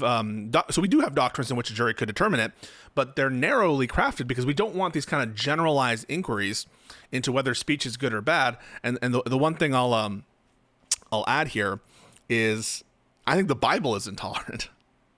I think the Quran is intolerant. I think and this is a point from Christopher Hitchens, the source of so much intolerance in this world comes from a book that's in every home, or not in every home, but in probably at least 40 to 50% of homes has some kind of religious text, which in this country, specifically Christianity, breeds a great deal of intolerance. So, if I were just doing a generalized inquiry as to what intolerance is and where it comes from, we would start banning Bibles because of its effects on intolerance in the country. But of course, we don't trust the government to come to that determination as a general inquiry, unbounded to some kind of far more narrow inquiry that's based in some kind of historical exception. I fear I'm sorry to say, I love my fellow American, love them, mean it, but I don't just trust them to decide the general goodness of speech, the general intolerance of speech. And it's a power issue. It's a question of institutional competency. Who do I trust to make that decision? And I trust the individuals to make the decisions for themselves, subject to certain narrow categories. I'll let you respond to that. Actually, I would like to answer this. Go back to the German example of what you would call censorship. And in Germany, we have a huge issue with people that try to rewrite history. And if I go to Twitter, half of Nick Fuentes' group would not be allowed to enter Germany because they are actively trying to rewrite history. Not Nick Fuentes', but who has some radical group that denies. I think that's easier to do. So at the point of immigration, because you can just say that these rights don't apply to foreigners or something, or at the point of the border. So I can understand maybe all right, if we're going to be picky and choosy about our foreigners anyway, now we trust the government as to people who are not already part of our club. I don't necessarily agree with that as a matter of policy that you should be making those kinds of determinations, but but let's deal with a hard case, man. In Germany, do you trust the government to be like, oh, this German historian, he's a revisionist, and he has this interesting theory about the amount of lives that were lost in the Holocaust, or indeed how many people are being killed in the Russia-Ukraine conflict right now. And because we think that the revisionism is false, and a jury of his peers thinks that his historical account is false, we're going to throw him in jail, man? I don't know. Of a German citizen? You're okay with that? Of a Nick Fuentes type in Germany? Now, if they're doing crimes, if they're conspiring, if they're defaming, if they're inciting, right, that's different, right? But I think that there's a kind of nexus to some kind of concrete action or a narrow inquiry, a narrow category. But when it's just a kind of generalized, I don't like Fuentes, that just seems very broad, man. Okay, from my perspective, every German student is more or less forced to go to a concentration camp or a ghetto or some sort of institution that is supposed to show the atrocities. So I want to be clear about something. I think education is well within the role of the government is allowed to do its own speech, and the government is allowed to have mandatory education, and so the government is allowed to have its own propaganda and its own ideas, and so the government's allowed to have speech for sure. But that's a little different than saying we're going to punish speech from individuals that we don't agree with the government. Yeah, I just needed to put this first for you to understand my position. So every German student at least if they participate in those actions, will get visible evidence of um, certain things that actually happened. And you're in history class, you're supposed to create some uh, lineage table to see uh, where you're coming from, and just for every student to get some knowledge on what actually happened. If someone then ignores all the evidence we see, all the atrocities, and says these things never happened, I think that in some sort this is poisonous to a country. Like, um, if um, if let's say it like that, the one of the chairs of the AFD was a history teacher, or is. I think he lost his license, and he was allowed to teach students that the Holocaust didn't happen. Um, so now, in my opinion, um, he actually deserves prison time for that, because he actively um, provides misinformation that um, ruins the fabric of our country, because our civilization is built on true information. And if someone tries to sneak in and destroy our fabric, um, then we don't know what to trust, who to I hear trust, you, and but this is what I'll say in response to it. Like, I'm going to paint you a picture in this country. There are individuals in this country who want to tear away the fabric of what defines us, and those people are individuals who want to rip apart families and teach them objectively false information. For example, the notion that men can become women and women can become men. That is objectively false. They can't. That isn't true, and they're trying to, poison the minds of our children by teaching them this objectively false information. And so it should be a crime to try to tear apart at our society, the roots of our society, which operates necessarily on objective norms such as the basic biology of human beings. And so anyone who is caught teaching that, this gender fluidity, the notion that, sex is anything other than your chromosomal or, gametes, that is dangerous. It's undermining the family. It's undermining the basic unit and structure of our country in a way that we don't have to tolerate. What do you think of that? The basis of you're well, going to say you disagree with that potentially, or no, I no, assume. no, no, no. Wait, I can give a way broader explanation on Okay. that. Um, you can see, for example, in transgender people, that they have brain structures that differ from their um, assigned sex. So, and we see biological, um, how is it called? Yeah, these doctors are Shifts lying. in. We can't trust these doctors. These doctors are purveyors of misinformation.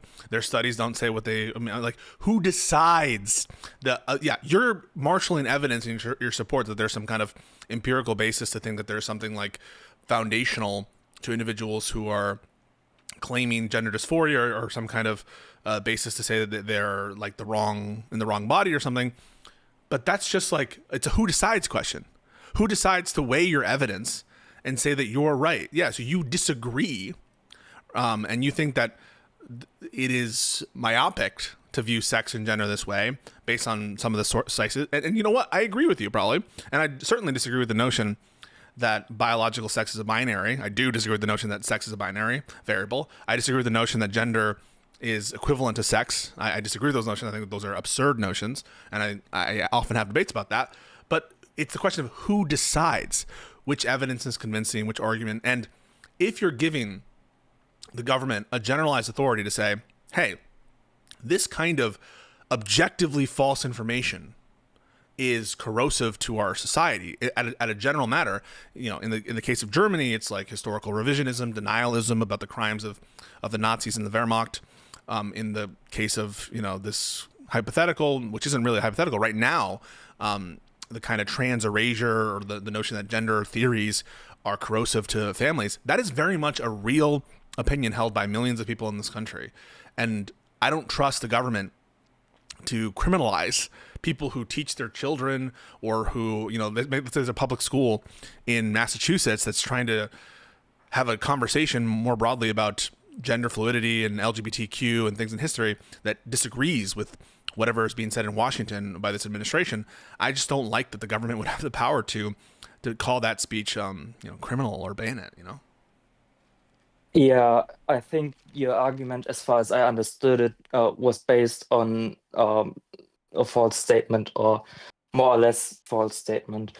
Do you know what base statistics is? Base statistics or Bayesian, or what are you saying? Yeah, Sorry. Bayesian Okay. statistics. I've heard of them. It's, It's it's the notion that it's like some outcome, there's interesting events that might make one outcome more or less likely. That's my only notion of Bayesian.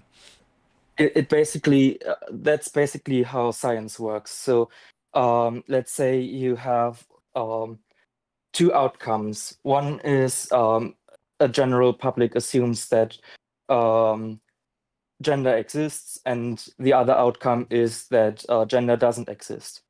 And at first, you split the probabilities 50-50. Um, the more information you get, the more the probabilities actually shift. This is the same thing that happened with climate science. So basically, everything is based on the amount of information, and the amount of information are regulated through the scientific publishing process. I don't know how much you know about that, but basically, every study gets reviewed by peers. Then, depending on the review, it's published in certain journals, which also are graded. So basically, the more information we get, the uh, the more the probabilities can be shifted to determine the accurate outcome in the end. And the problem is that the more information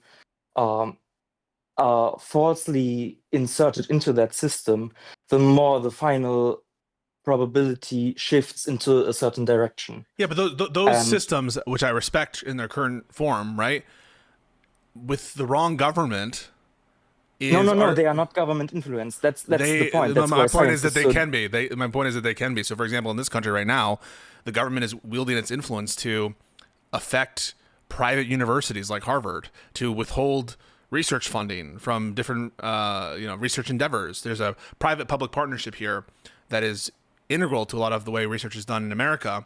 And if the government is able to, through coercion, affect the research streams, and it is able to do so and exert its power and control, maybe even nationalizing the universities. Trump right now is nationalizing, or at least purporting to get a stake in ownership in like major private endeavors. He's kind of going a little tanky on us. So I understand that there are private institutions that have generally good methodologies and track records, and certainly I'm one who's to hew to experts. I'm not an expert in many different fields. I don't disagree with your, I guess, epistemological methods here. What I'm saying is, I don't trust the government to decide which are the correct sources to establish generalized truths by which to ban speech, because a government that is able to coerce or able to control. And by the way, these systems, as I'm sure you'll acknowledge, they're not infallible. Sometimes there are consensus that need to be broken. And yeah, every crazy person that has I keep citing abundance, man, but it keeps coming up. There are people who said mRNA is never going to be important. It's never going to be anything, right? And it took kind of people to keep plucking away and pushing. Sometimes you have someone who breaks the mold, and I think it's good and part of a healthy democracy to not just merely outsource everything to one methodological or set of institutions. I understand that you're kind of proposing a diverse set of institutions that are all coming to similar conclusions, but even there, I just I don't know why that should just kind of lend to the credibility of the argument, right? That we should just use those sources as part of our argument or part of our policies. But banning anyone who disagrees with that consensus, I think, is an invitation to to trouble. Well, I have to disagree with the thing you just Okay. said, and I will explain shortly why. But at first, I want to ask whether the under the assumption that the base theory is true, the base statistics theory is true, how would you limit the amount of wrong information being put into the system, which then Yeah, shift the I'm not overall sure that banning it. probability? Yeah, I don't know how. So I can take as granted what you're saying. I guess epistemologically, the Bayes theorem, whatever you're saying about that. So take as granted that I agree with you that the best way at arriving at certain conclusions is the manner in which you're suggesting. How does that entail that the best manner of like spreading that information or getting that information adopted is through a particular means? The reason I ask that is because, in some ways I can make an intuitive argument that banning it might be effective, but sometimes it has the opposite effect. Like when you ban information and make it taboo, it doesn't have the chance to really be weighed and be battle tested and battle hardened. And there's this feeling of like unearned credibility sometimes with ideas to the extent that they're not able. So one thing I really appreciate sometimes about these Holocaust denialist debates is when you actually have a debate between these historians and these Holocaust denials, they get crushed every time. But if you merely had, the banning of Holocaust denialism or these kind of revisionism, perhaps it would lose. People would lose the respect for those ideas.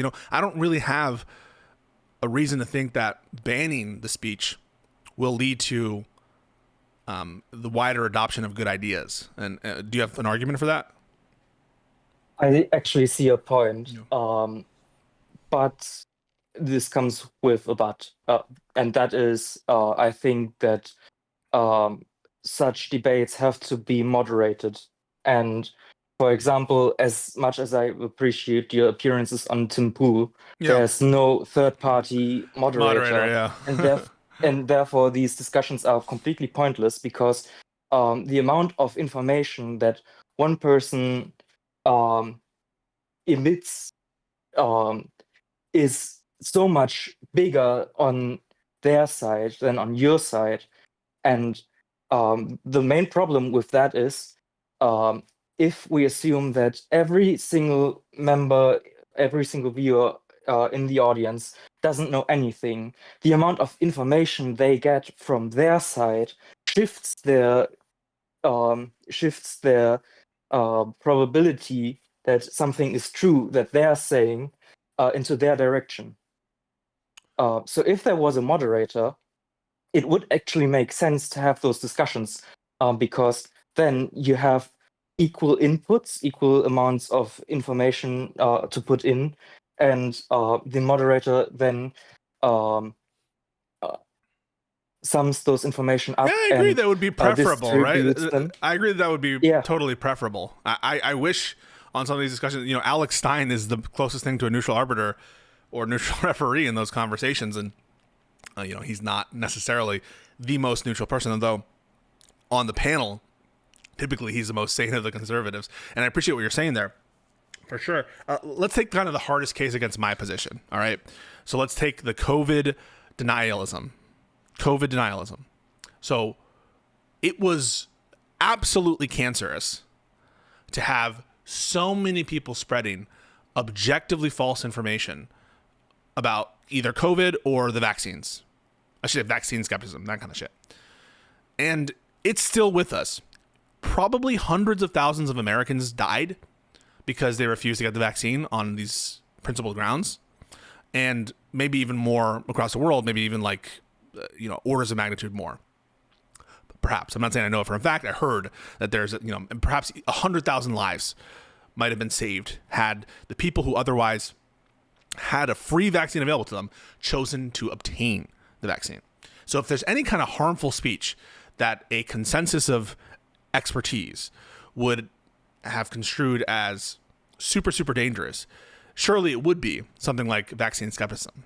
Notwithstanding that fact, and notwithstanding the the how much better we would be without that speech. Look at who's in power now. Now we have RFK Jr., who is a vaccine skeptic himself, in charge of Health and Human Services. And if there were like some kind of quote, medical consensus or medical body that would be in charge of determining what is true or what is not,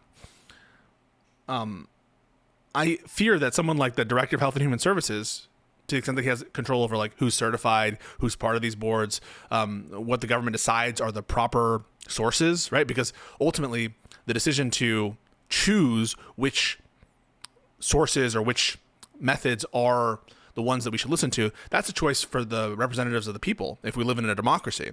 And RFK Jr. could just as easily say something like, vaccine credulity, that your belief in vaccines is itself a health epidemic. And so because vaccines cause all these problems, people who spread misinformation as to the safety of vaccines need to have their speech banned. And so just help me out there in dealing with that. That sometimes even ideas that have all sorts of support for them aren't adopted by like a conservative amount of the population, and the potential slippery slope if such individuals get into office and then try to redefine what information streams are reliable and now are operating against the scientific consensus. Well, my ideal world would incorporate decoupling science from the government. Oh, interesting. You mentioned that that the government has some sort of input, and I wanted to shortly come back to that. Yeah. The government simply has control over how much information are released, and the idea behind global science is that every single country publishes their research, and therefore they take part in their huge base statistics approach. But that's a huge issue. Sorry to interrupt, it's so interesting you bring this up. U.S. government, though, would be bound by that consensus, potentially an international consensus, and they would be unelected, right?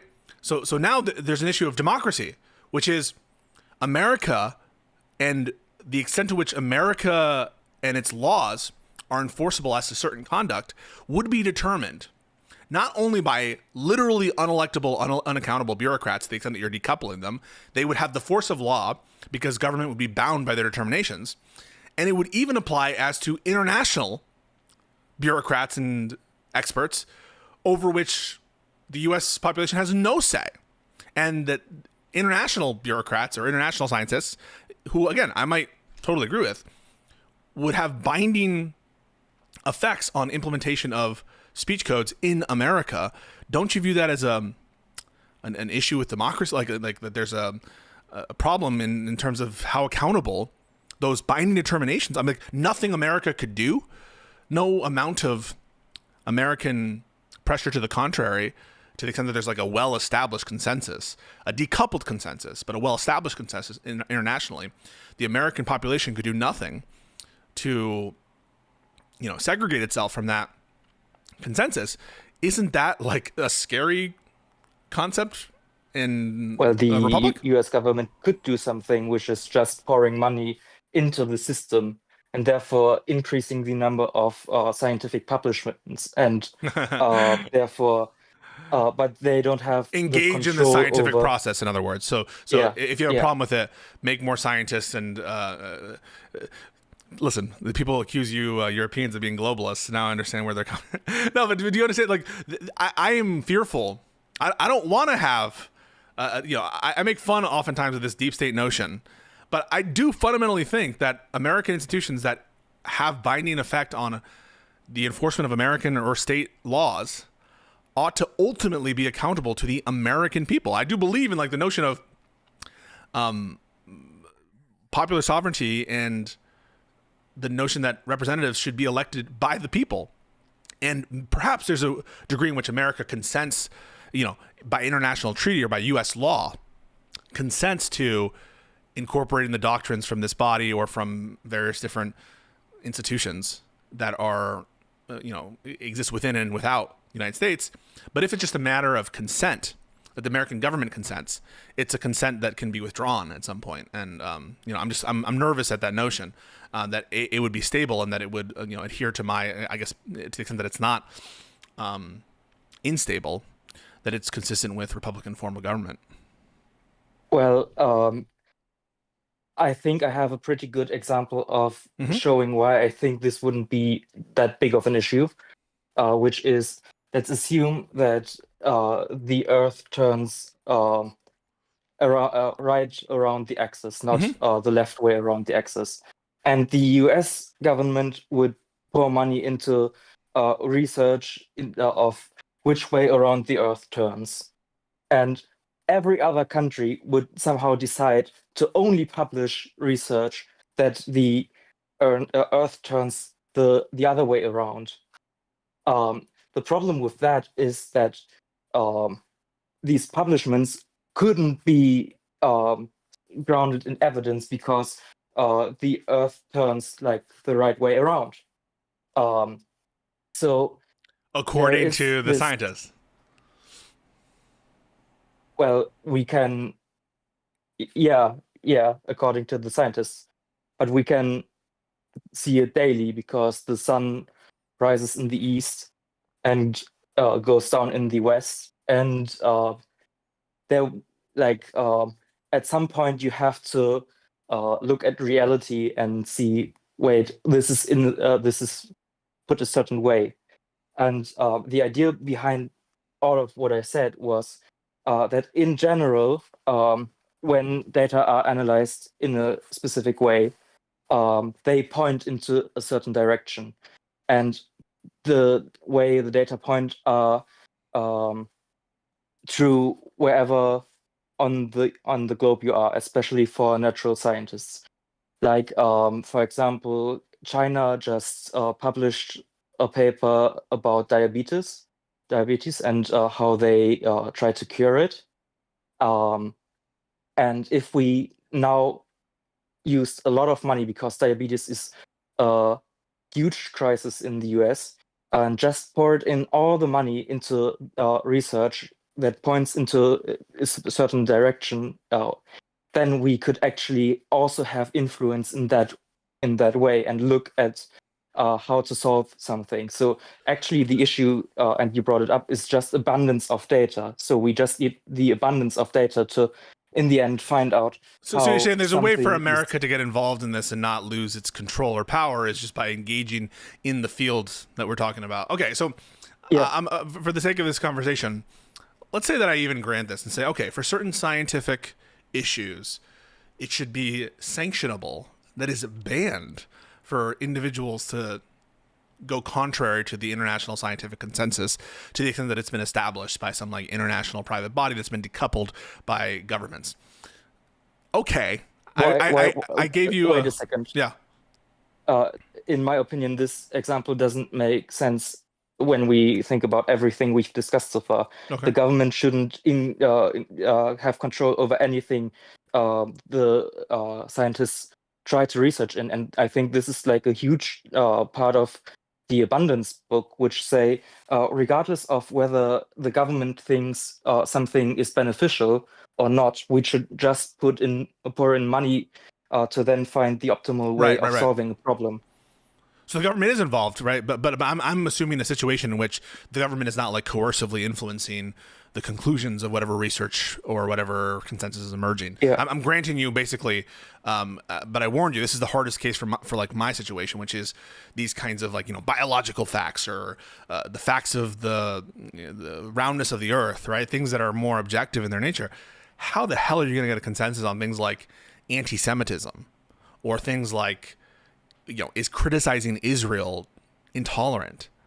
I mean, do you trust some international body as relates to politics, humanities, racism, society, culture? Like, who the hell? Maybe you could make this case. And by the way, I don't agree with you on it, but perhaps in the optimal setup here, you could say with respect to like these kind of scientific disciplines, this kind of system would work. But would it work in terms of like deciding whether it's okay to say black people are more violent or to say that we shouldn't do race mixing because of culture.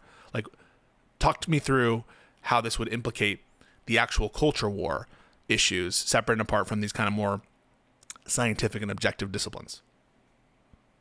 Okay, so at first, everyone just does research in certain restrictions. Like you don't do general research, you do research on very specific subset of all the topics there are.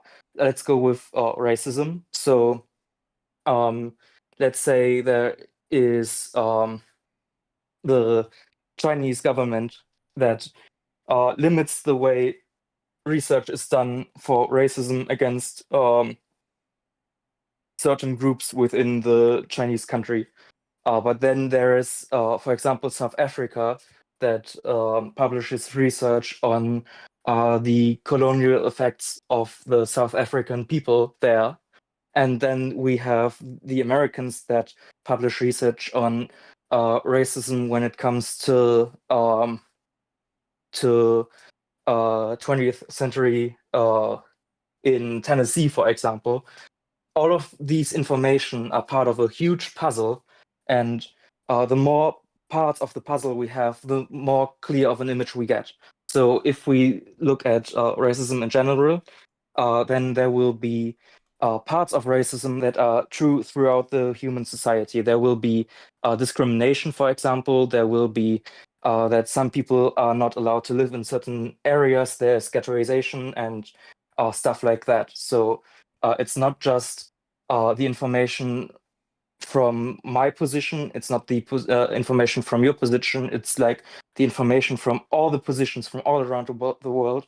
And we can also research different positions, like how government may affect research in some certain way. All of these information are part of one huge picture.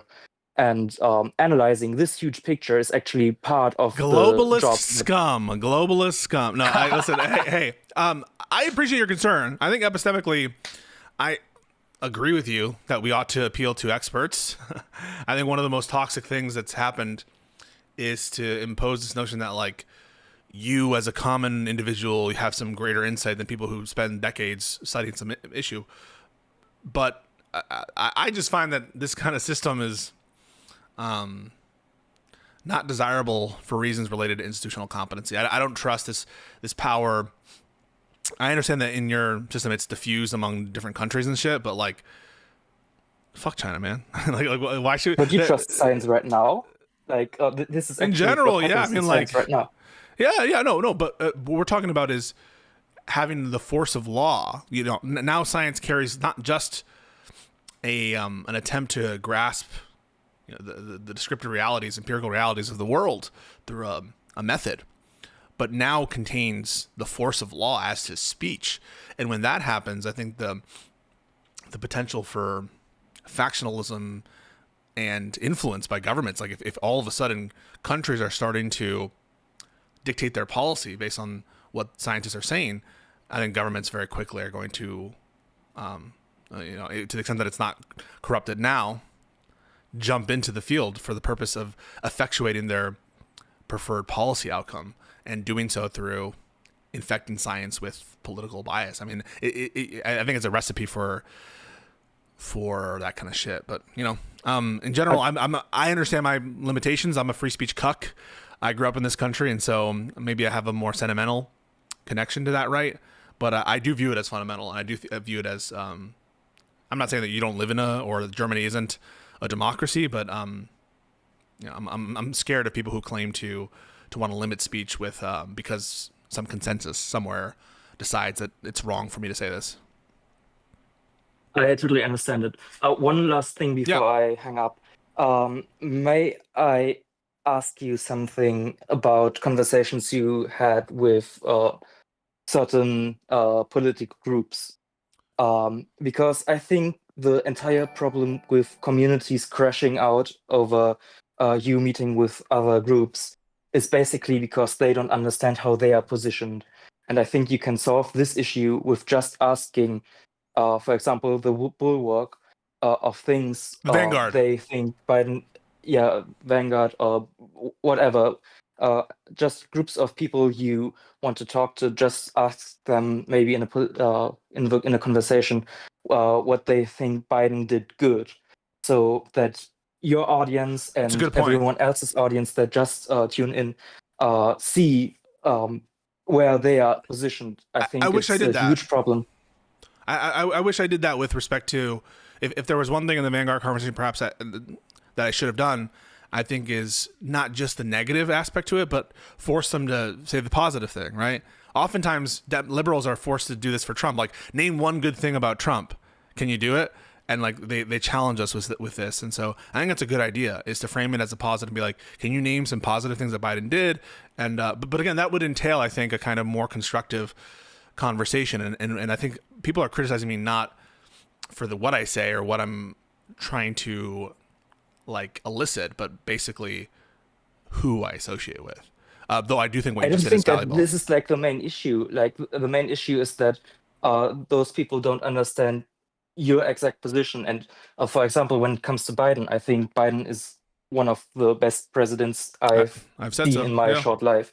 But people that don't know the position of, for example, I don't know, commie number 5 you are meeting with next week. Then they get this huge conflict of wait, I'm completely new to this situation and I feel like this doesn't feel right and I don't like it. So I think just discussing the things you know a lot about and just getting them directly to say their Biden good. from time to I time listen. biased shit is Yeah, no, yeah. I hear you. I think that that's a worthwhile framing it positively.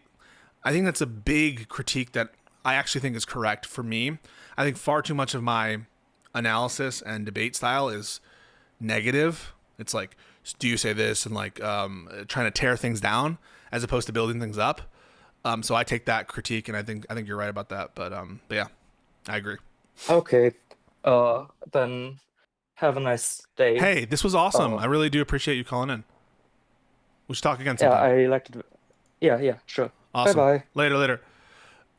Okay, so we're gonna bring in tomfoolery in a second. I just need to take a 5, so it's gonna be a 5, and then we'll talk to Tom Foolery. Do you guys know tomfoolery? So I'm gonna take a 5, and then we're gonna talk to Tom Foolery. BRB.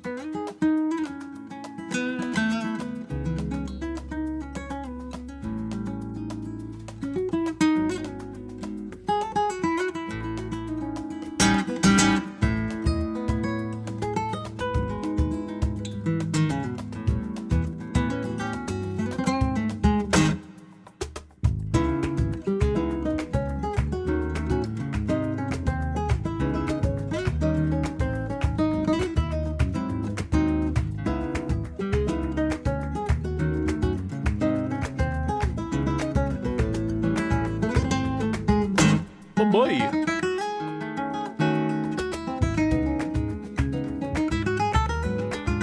Ready for Tom Tent? One sec.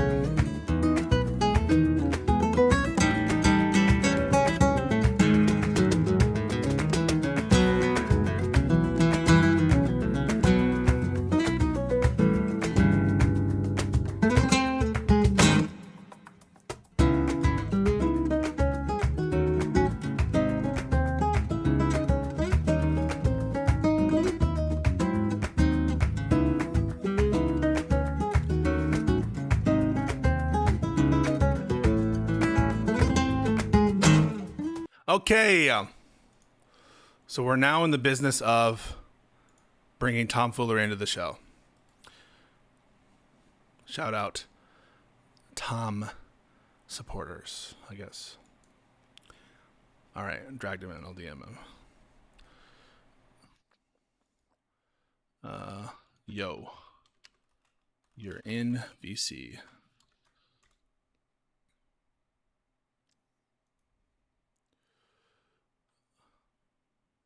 Tom. Hey, you. Yo, what up, man? How you doing? Going well. How you doing? I'm doing quite well. I have some kind of allergy or mild sickness, but otherwise doing well. How are you? What, like allergy from like dust? I don't know. There's food construction going around, so it's probably dust. Yeah. Damn. Thanks. Yeah, pretty good. Pretty tired. I'm Burning the getting candle at towards both ends. the end of my stream now. Oh wow, you're streaming right now. Yeah, I'm getting towards the end of the 8-hour stream, so Cool. kind of starting to wind down. But I wanted to ask you, so did you look at the indictment for Kilmar when they first brought him back Yeah. for smuggling? Yes. Okay, so I heard you just like passing by the other day say that you said that the judge didn't like have a whole lot of evidence or like a whole lot of belief that the prosecution had a whole lot of evidence. And I was wondering, were you talking about the actual case itself, or were you saying evidence that he was a flight risk? Evidence that he's a member of MS-13, and I vaguely alluded that there are problems with the case, the criminal case, but I didn't really specify. But basically, the judge suggested that the evidence that he's a member of MS-13 is severely lacking and totally speculative and entails such humongous leaps of logic. Yeah, well, at least the stuff that was used in court in 2019, like the two major pieces of evidence is no longer admissible in court, both of them. So they literally have nothing for that. But in the indictment, well, hang on a second. So I don't know that. Why would observations about one's clothing be inadmissible in court? I don't know that it would be inadmissible. Now, to the extent that they're hearsay statements, I mean, you're allowed to use hearsay for purposes of like a bail hearing. And I'm assuming that if this were to go to like a trial about if he's a member of MS-13, again, he was never like charged with being a member of MS-13. That was just like an analysis as part of the bail analysis. No. But if there were something like specific there, then they would just bring the person in to testify as to what he was wearing or something, and the trier of fact would give it the deference or the weight that it deserves, I guess. Okay, so the place where they did the gang field report, Yep. which is what they used to decide that they thought that he met the criteria to where he was likely in a gang. And that's what they used in the court case. Plus, once he appealed, the second piece of evidence that was presented was an officer's informant.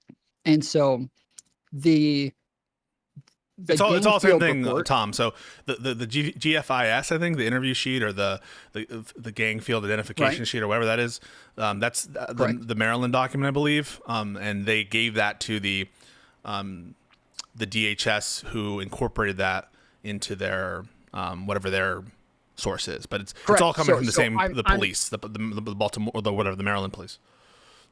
Correct. So they ruled that those gang field reports are most often wrong and were no longer admissible in courts. And then the officer who had the had the informant, he was also put on a list from that county as a do not call for testifying in cases because he was not a reliable witness. And so literally within 2 months of Kilmar's case, of his appeal, of him losing his appeal on that case, within 2 months, both of those types of evidence were no longer admissible in court, which is why the first district court, Judge Zinnis, I believe it was, said that these were not like convincing pieces of evidence because they're not even allowed in courts anymore. I just want to be careful. I think you're overstating like those interview sheets, those like police reports. Those are admissible for the purpose of bail hearings, right? For the specific purpose of like, because the rules of evidence don't apply strictly in terms of these bail hearings. There's a rule against hearsay in the context of a trial, but there was never going to be a trial or some kind of a factual hearing beyond what was offered as to whether he was a member of MS-13. And so I don't know that there was an opinion that like categorically you are not able to offer these kind of reports in the context of a bail hearing. My guess is they're probably continuing to allow the introduction of these reports into cases before the Executive Office of Immigration Review. My guess is that that's still happening, but you're correct. I think that in the months after this occurred, there's reasons to doubt the reliability, to say nothing of the fact that there's a contradiction contained as between the sheet and the DHS report in terms of what he was stopped for. Like I think they said that he was stopped for a homicide in one of those sheets, and that contradicted the fact that he was stopped for like loitering or for being in a place where those gang members are likely to frequent or whatever workers are likely to frequent. And it was later determined that this police officer who wrote this hearsay report, probably all bullshit, was like paying some prostitute. Hold on. The part where he got pulled over was separate from this, where he was loitering. That was outside of a Home Depot. Where he was pulled over, that was in Tennessee. That was part of a separate case, right? Are you mixing up two things? No, I'm not mixing up two things. So if you're referencing the determination as to MS-13, that doesn't rely on the conduct that occurred in like 2022, which was the alleged trafficking, the alleged transporting of people. So I'm not confusing them. I'm talking about the Home Depot incident and the report that was contained there, not about what happened in Tennessee. Right. I'm saying that my understanding is that in that case, the immigration case, that he was loitering outside of a Home Depot, that they were waiting for work and waiting for people to pull up and say like, hey, we want you to do flooring. So I thought you just said that they weren't loitering and that it turned out that they were actually pulled over. Never said they were pulled over. Never said they weren't loitering. You're just saying that there were two contradicting statements. Sorry, there was a contradiction in that I believe the DHS report incorporating I think it's called the GFIS or whatever the gang field interview sheet or whatever that is, that the DHS report said that he was pulled over, that he was like stopped for suspicion on a homicide, which is contradicted by the GFIS, which I think is a GFIS, which stated that he was like pulled over or he was stopped for like loitering. So there was a contradiction on the basis for why it was stopped. So that's one reason to doubt the credibility of these reports, is the fact that they're internally self-contradictory. And additionally, there was later this cop who wrote it was suspended because he was like giving confidential information to a prostitute who he was fucking on the side, who was also like a key witness, in addition to potentially like some other issues with credibility that you talked about, and the whole notion that these are like speculations anyway, and it's based on like anonymous hearsay and like multiple levels of hearsay. So, the fact that the EOIR gave it such weight, I think has to do with the fact that like, one, it's a bail proceeding in an immigration court, which is usually less strenuous than their equivalent in the criminal context. And also because the EOIR itself has regulations that they're supposed to like give deference to these kinds of reports in a way that I don't think Article 3 courts are required to do. But wasn't this an immigration court though? Right. So the bail proceeding in the removal proceeding in the 2019, that was in front of an immigration judge who's a member of the Right. Executive Office for Immigration Review, is an executive Oh, right. branch Okay, official. yeah. Because when I was talking about the appeal, it was an appeal on. It was an bail. appeal to the Okay, Board of you're right. Immigration Appeals, which is above the immigration judge and below the Attorney General. So these are executive branch Okay. judges who are oftentimes bound by like these mandatory, you have to give deference to these reports type situations that wouldn't necessarily occur in Article 3 bail proceedings. And so because there's a different standard, basically like all points and all ties go to the government in the case of these immigration bail proceedings. It's very tough to win an appeal on that basis, notwithstanding the fact that like this was a shit decision, stupid, and it's stupid to conclude. I forget the name of the county because it was it's like 16 Candles County or some weird name, but the county commissioner came out with a statement saying that they were no longer using the the gang field interview sheets because they had been like there were studies done finding that they were most likely to be incorrect. Oh, as a matter of state on policy, their conclusions. as a matter of state policy, they're no longer doing that. Got it. Yeah, and so then they also that, said but- that they were no longer admissible in court as like a conclusive evidence, and so they Who said that? The county commissioner. So it was the county commissioner that came out and said that they were no longer using these. In bail hearings, or because typically they just said specifically they no longer use them, and that the police departments no longer use them as part of their processes to identify gang members. Oftentimes there are issues in the context of a criminal trial trying to introduce these police reports as substantive evidence anyway, for reasons related to the confrontation clause and rules against hearsay. So typically the cops are having to come in to testify live, and you're only bringing up the police report probably on like cross to see if there's any contradictions or whatever. But yeah, so I'm not sure to what extent like the commissioner is, maybe he's guiding policy on whether and in which context to use these reports. My guess is that they weren't using these reports a lot in the context of trials anyway, but maybe they were using it in bail situations. Okay. Yeah.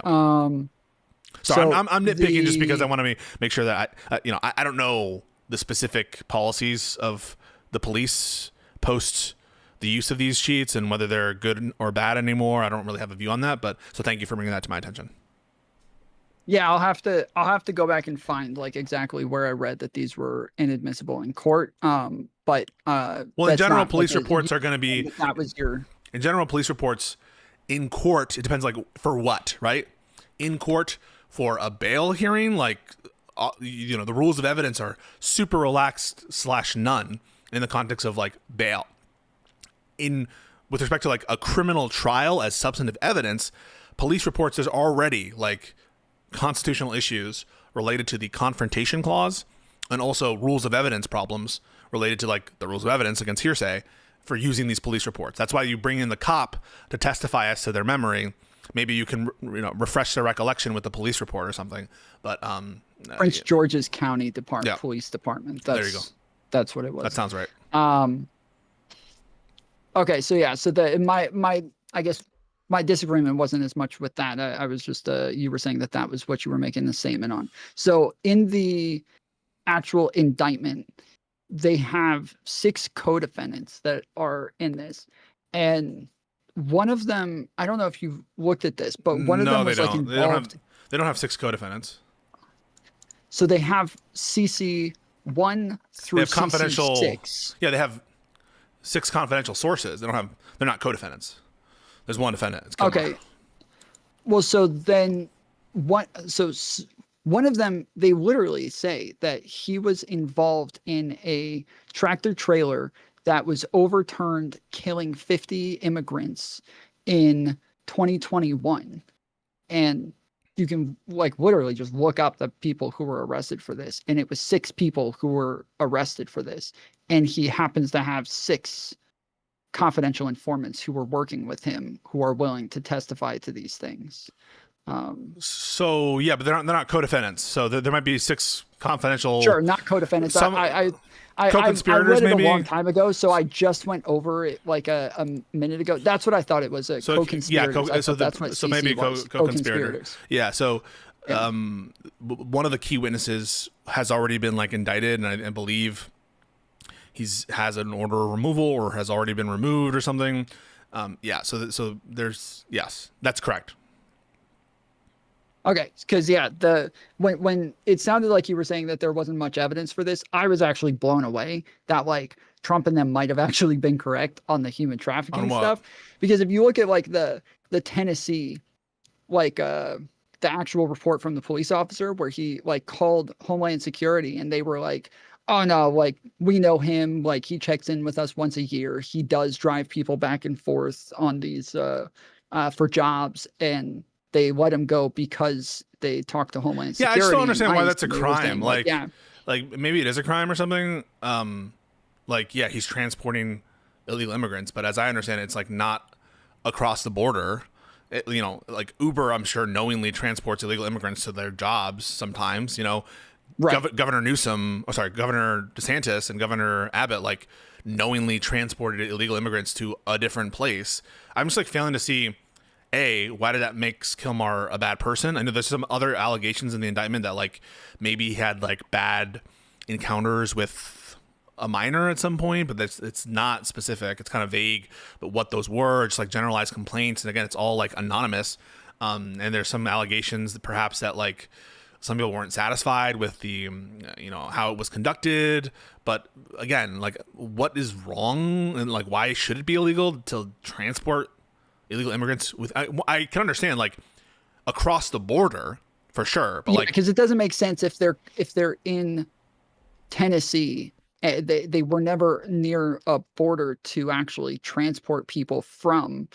But it's yeah, I didn't understand it, but it seems as though some of the people this is what I'm wondering is if some of the people who were in the car were some of those workers, and therefore they were able to get them on human trafficking and not just that just one pullover, because in the indictment they mention numerous incidents of where they believe that he was engaging in human trafficking. yeah, I just don't understand like what the difference would be between like that and a major bus organization or a state governor transporting people, or they set up transports to bring people from Martha's Vineyard to Boston.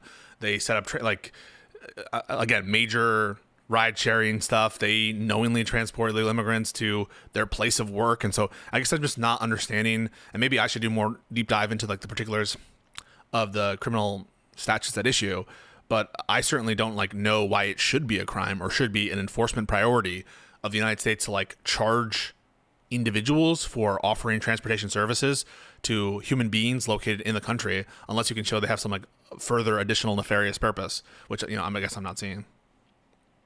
Yeah, one of the count that like addresses that is called unlawful transportation of undocumented aliens, and it's it's a little confusing that like it's just like transporting people, not necessarily over the border, but transporting them, which seems weird. That seems Yeah, so I understand super odd. smuggling to be like across the border, right? Or but like illegal transport within the country, I'm just like, why the fuck is this a crime? And if this is a crime, can like anyone be charged? Maybe like if harboring illegal immigrants. Hang on, let me bring up the actual indictment real quick. Yeah, I have the indictment up, and I have the actual like 8 USC code 1324, which is bringing in and harboring certain aliens, which is count 2. And it just kind of says like bringing to or attempts to bring to the United States in any manner whatsoever. Or number 2, which is knowing or in reckless disregard of the fact that an alien has come to, entered, or remains in the United States in violation of the law, transports or moves or attempts to transport or move such an alien within the United States by means of transportation or otherwise in furtherance of such violation of the law. that's wild. That like you're literally Yeah. you could just have somebody who you know is an illegal alien in your car and then drive them from one place to the other, and now you've engaged in harboring an illegal alien in transportation of some sort. Like that's insane. Yeah, hang on. I'm going to bring this up real quick so that the chat can see it, what you're talking about. Just 1 second, folks, so y'all can follow along with the class. Very interesting here, Tom. You bring the interesting content, I have to say. So let's see here. So we have substantive charges and conspiracy charges as to 8 USC 1324, A1 big A. So A1 big A, and then we have little Roman numeral 2 and Roman numeral 5. So Roman numeral 2, knowing or in reckless disregard of the fact that an alien has come to, entered, or remains in the United States in violation of law, transports or moves or attempts to transport or move such alien within the United States by means of transportation or otherwise in furtherance of such violation of law. Like, this seems so stupid to me. Yeah, so there's a conspiracy to that. So like just moving people in reckless disregard that they're they've remained in the United States in violation of the law. Like I just don't understand why that would not encompass all sorts of people who like conduct regular rideshare stuff. Like that just seems stupid to me. But Yep. Yeah, it doesn't make a whole lot of sense to me, but it is really weird. And then even he's also apparently count 1 is 8 USC 1324 A1 AV1. that's Conspiracy a conspiracy, to transport right? aliens. That's like, yeah. we have an agreement to transport these people. Right. So that's the first one. So he's the first 2 lines on the law, I and II. He's apparently being charged with both of those. Each is a separate count. Yeah, he's been charged with a conspiracy, which is like the criminal meeting of the mind to do this plan, and then actually doing the plan by actually transporting these people, right? So there's the unlawful, there's a conspiracy to unlawful transportation, and then there's the unlawful transportation. So I haven't gone through this yet. Is there any evidence that that these people actually worked with him on a job and that they actually were driving from one job to another for construction? I mean, I don't know if there's evidence to that effect. I don't know if Kilmar was apprised of that, and I don't know why it matters for purposes of the statute. Why would it matter whether or not like you were aware of some further purpose to work? That doesn't seem to be anywhere in the elements here.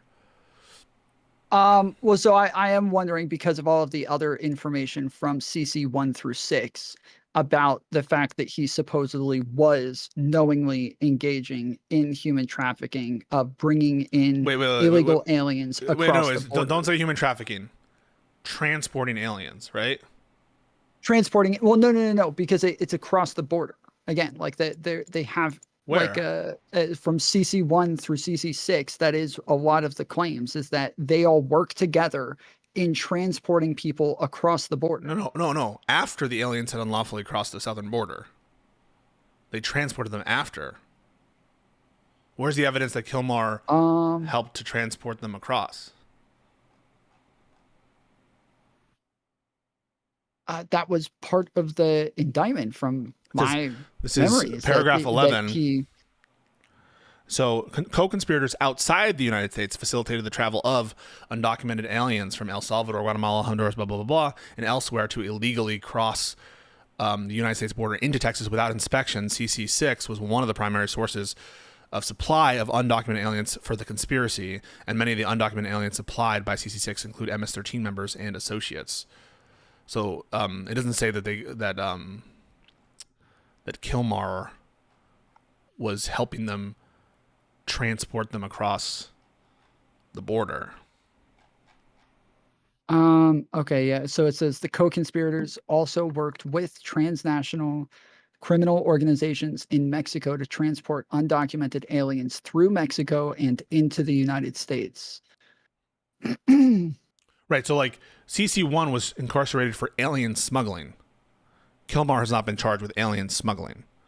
He's been charged with transporting undocumented aliens. Okay. So this entire indictment only talks about him.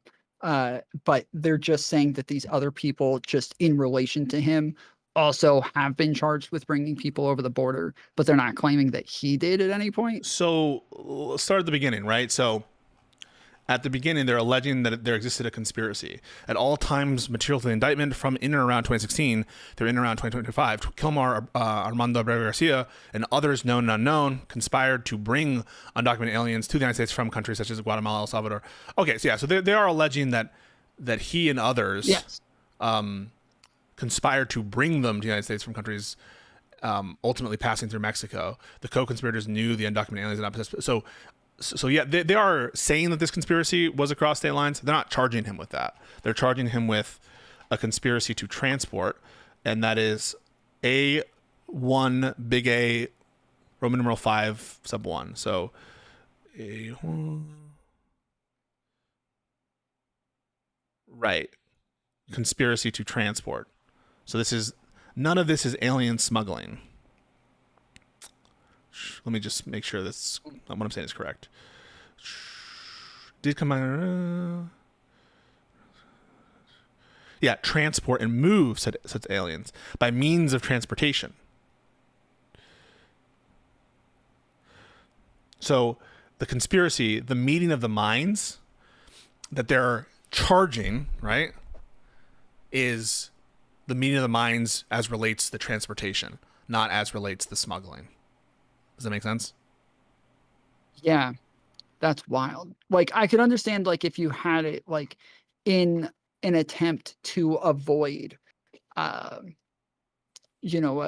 arrests or something like that. Like, if you know that, like, ICE is doing sweeps in an area and now you drive them somewhere else, but that would be, like, closer to obstruction than something like that. But and then you'd have to prove it.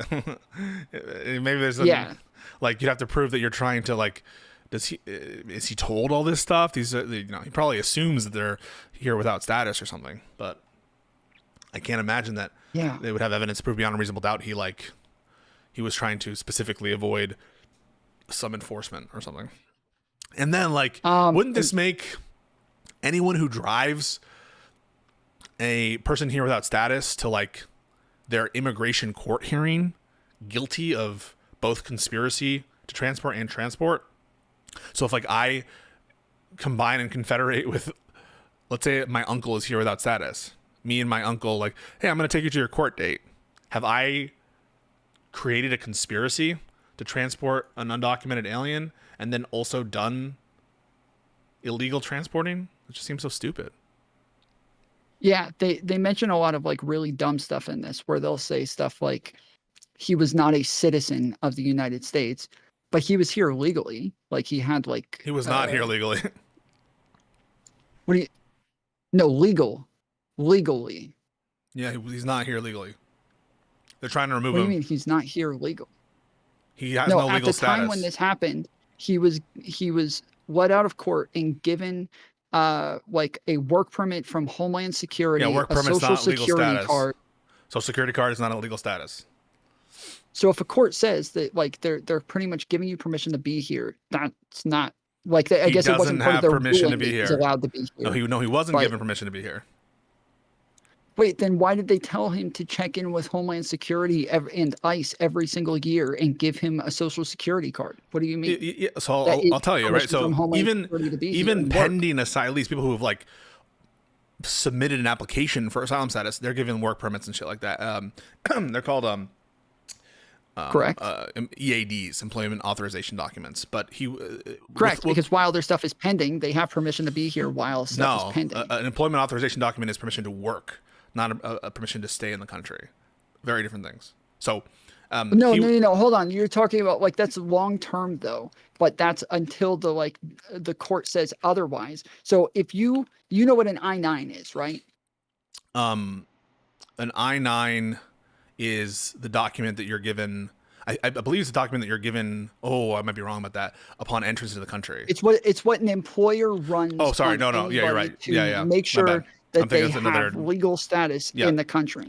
Okay. And that's what social security numbers are. Yeah, And I-9 so, are saying you have legal right to permission. work, not a legal status. But it's both. That's what legal right to work is that you have legal No. status in the country. How can you have legal right to work in the United States, They're but not different. to be here to do that work? They're different.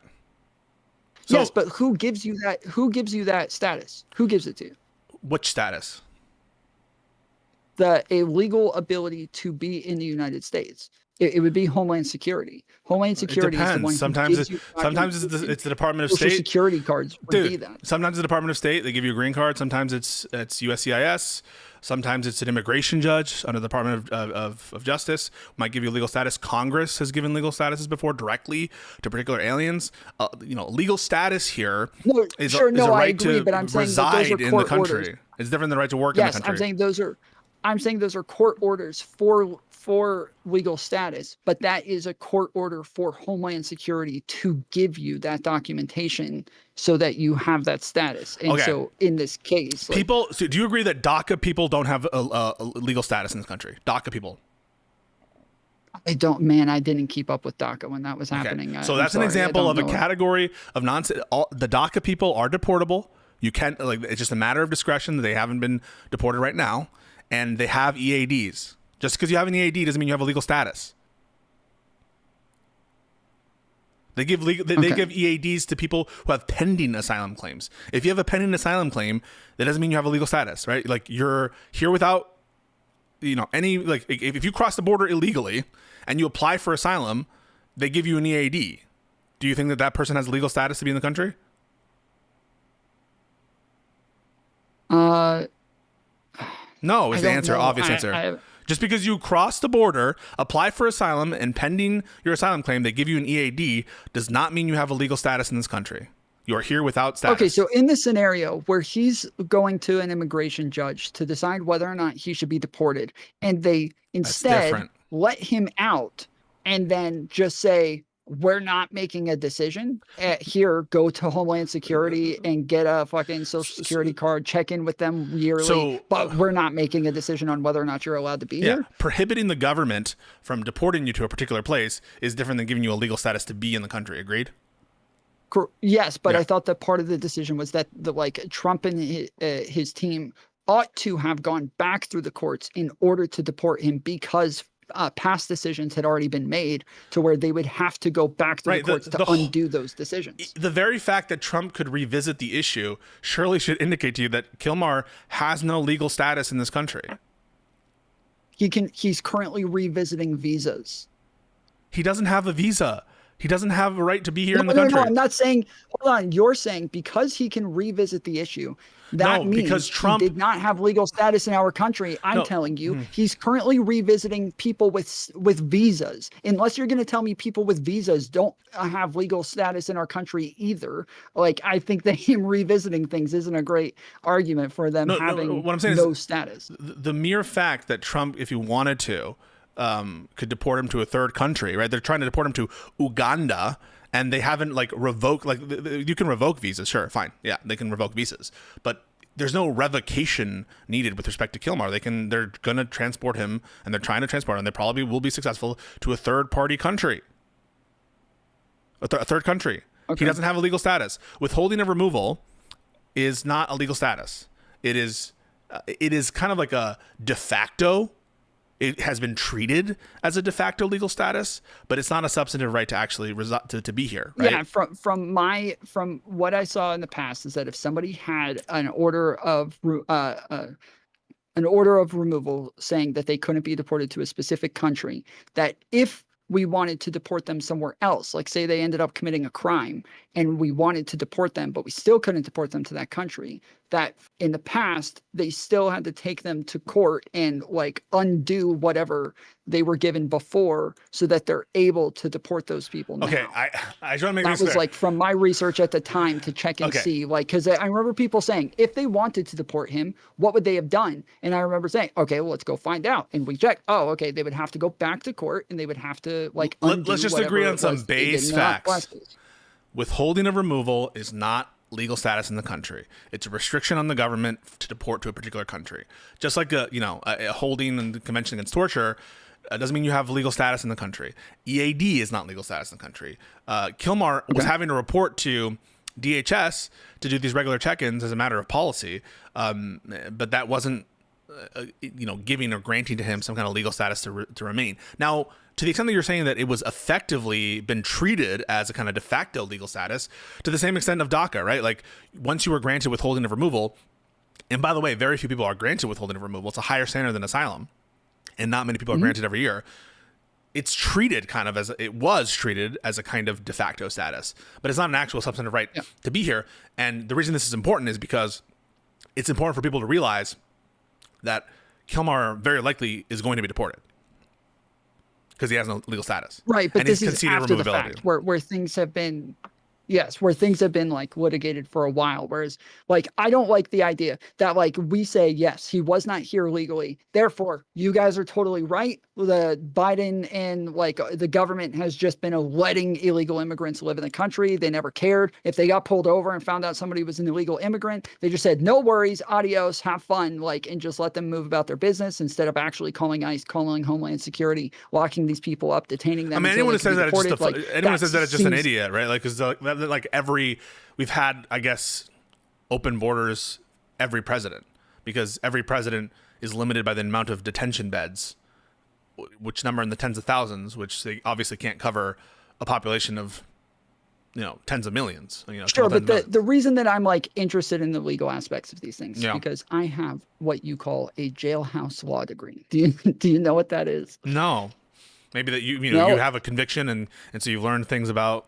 Are you a criminal? Are you a convict? I was locked up for I was locked up for a long time, and during that period of time, not only did I learn about my case, but I learned a lot about everybody's cases and what it was that they could or couldn't do. And this is towards the end of George Bush era and into Obama's era, and there were a lot of people who were found as illegal immigrants. They got pulled over for speeding or anything, and then they were just locked up, put in the county jails, put in the city jails, and then held there until ICE came and picked them up to deport them. And that they were just effectively bedded in county and city jails all over the place. But people keep talking about them having detention places to keep these people as though that's not allowed, when my understanding was that we use detention centers for people who just got caught crossing the border by ICE or border security. We use it for people who are subject to mandatory, quote unquote, mandatory detention. We use it, in the discretion of the government, typically to get people who are high interest, unless you're this government, and then they're just putting people in immigration detention based on, other factors like scaring the fuck out of people. And sometimes they're putting U.S. citizens in immigration detention centers. But what's your point here? So is your point to say Kilmar should not have been charged? Well, I mean, initially I was just asking questions about the case, but then you said that he wasn't here illegally. I went down that side tangent. I just want to make sure you understand. Kilmar is here. Or that he was here illegally. Yes, he is. That was your claim. Yes. Sorry. And not only is officially. Okay. You don't agree? That just I will just say without status. That's the better term. He doesn't have a legal status. So I'm fine saying technically he does not have status, but here illegally to me means he's here breaking the law. And that if courts say you have permission to be here, I know that he came in illegally, but once the courts in 2019 have said that that we are releasing him and that he is allowed to be here and we're giving him a social security card and crap, to me, that is not illegal. He is not here illegally, but he is, he may not have an official status. So if people, I don't understand why you think that just because the court sets you free and gives you work authorization, you're here legally. That probably includes the vast majority of asylum petitions, which the majority are unsuccessful. Right, but then once they're unsuccessful, they're supposed to be removed. Then they are here illegally. Once they have actually gotten an answer from the court, yes, that's different. He got an answer from the court. It's you're allowed to stay here. You're just We're just not giving you The asylum. court didn't say Here's your that. The fucking court Social didn't say Security that you're card." allowed to stay here. The court said you're not allowed to be deported there. Yes, correct. So the court didn't say you're allowed to stay And- here. Said you can't And be. then they also made it to where he was legally allowed to work here and gave him a social security number. Yeah. Yeah, so to me, he's here legally. He's not breaking a law by being here. What does it mean then? So for you, being here legally just means having the right to work here? That by saying that you have the right to work here, that is saying you're allowed to be here. That is de facto Okay. the same thing. That you That's just cannot work wrong. here without being here legally. That like social security cards are the thing that say you're allowed to work here. That like you're allowed to be Okay. here. That's what it means. That's just like a weird notion of like what it means to be here with status or be here legally. If all it means to be here legally is to have the right to work here, again, that means like every single asylum. That's not all it means. Okay. But I'm saying that is one thing. It's like if I said, you're making it like if I said, if you got asylum to be here, that means you're here legally. And you're like, oh, so everyone who's here on work visas isn't legal because they didn't get asylum. Like, no, I'm not saying. So what does it mean to be here legally then? Do you have a notion in your head of what it means to be here legally? Illegally or legally? Legally. Legally, I mean, I would just say that it means that you're like not breaking the law by being here. That like you're not, that there's nothing that says you're not allowed to be here. So I because take technically, someone. I don't say like, well, how do you know that it's legal for you to walk down the sidewalk? Like, well, I just know that there's no laws that say I can't walk down the sidewalk. So my notion of what it means to be here legally in the context of immigration is specifically as to non-citizens, people who are not citizens of the United States, to not have any visa or other form of legal status as recognized in the Immigration Nationality Act. That's what I understand to be a legal status, is some kind of substantive, some kind of right or entitlement to stay in the country on certain terms and conditions as expounded in the Immigration Nationality Act. That's what I understand legal status to be. Now, I think a separate concept is the right to work here, right? Because you can imagine someone having no legal status and also violating the rules against unauthorized work. They're separate things, right? Like you could break the law in terms of working without authorization without breaking the law on being here without authorization. So you could have a guest visa, and if you engage in certain work, you're breaking the work rules, but you're not breaking the status rules, except to the extent that breaking the work rules breaks your legal status, right? So they're different concepts, and I think it's important not to like mix them up. I do think they're different concepts, but I'm not claiming that he has legal status. Because with Well, legal you did status initially. comes Well, I just want to be like clear. different types You of did protections. initially. To be fair to me, you did initially claim he had a legal No, status. well, no, I was saying that he's here. He wasn't You here. literally illegally, said that he had a wasn't- legal status. If we can go back on the tape, but that's fine. Okay, I might have said that. But yeah, I'm not saying that. I'm saying that like he was here where it wasn't illegal for him to be here, and that a legal status comes with like protections for like different types of things that they can or cannot do and shit like that. Whereas like this scenario doesn't come with those protections. It's just not illegal to be here. It is illegal in the sense that Kilmar is not here with status. He is not allowed to be here. I will say to Debate Boar, who's typically conservative, he says, if you have a work visa, you have permission to be the president of the country. A work visa is different than permission to work. Yeah, work visa. Okay? So permission to work is also a separate concept from a work visa. So just be... Yeah, he didn't have a work visa. He had an employment work authorization permit document or something like that. Yeah, that just said that like he was allowed to work. Yeah. And a social security card. Yeah, Which generally, to me, social security cards are like permission to be here. Like that's supposed to be like your. They're evidence not. that you're allowed to be here. So social security Why? card- Why do you think that they are? They basically do that so that you pay into the benefits programs. Yes, but if you have a social security number, you also get those benefits back, right? Like so. Not you're, always. No. No. Okay. So from my understanding, there's like this stat that like I think it was in 2020, like we made like some billion. Wait, stop. Let's just make it linear in real quick. taxes. Just real quick. Just because you have a social security number doesn't mean you're entitled to social security benefits. Okay, that might be true. From my understanding, like you remember the people who paid into Social Security, and we have this like stat now. They're like illegal immigrants pay this much into Social Security every year, but they don't get that back because they don't actually have Social Security numbers. Therefore, they don't actually get this back. Because they're not entitled. That was given to me. Because they're not entitled to. Okay. Well, oftentimes because either they have stolen Social Security numbers, in which case they're not the designee, like they're not the person, right?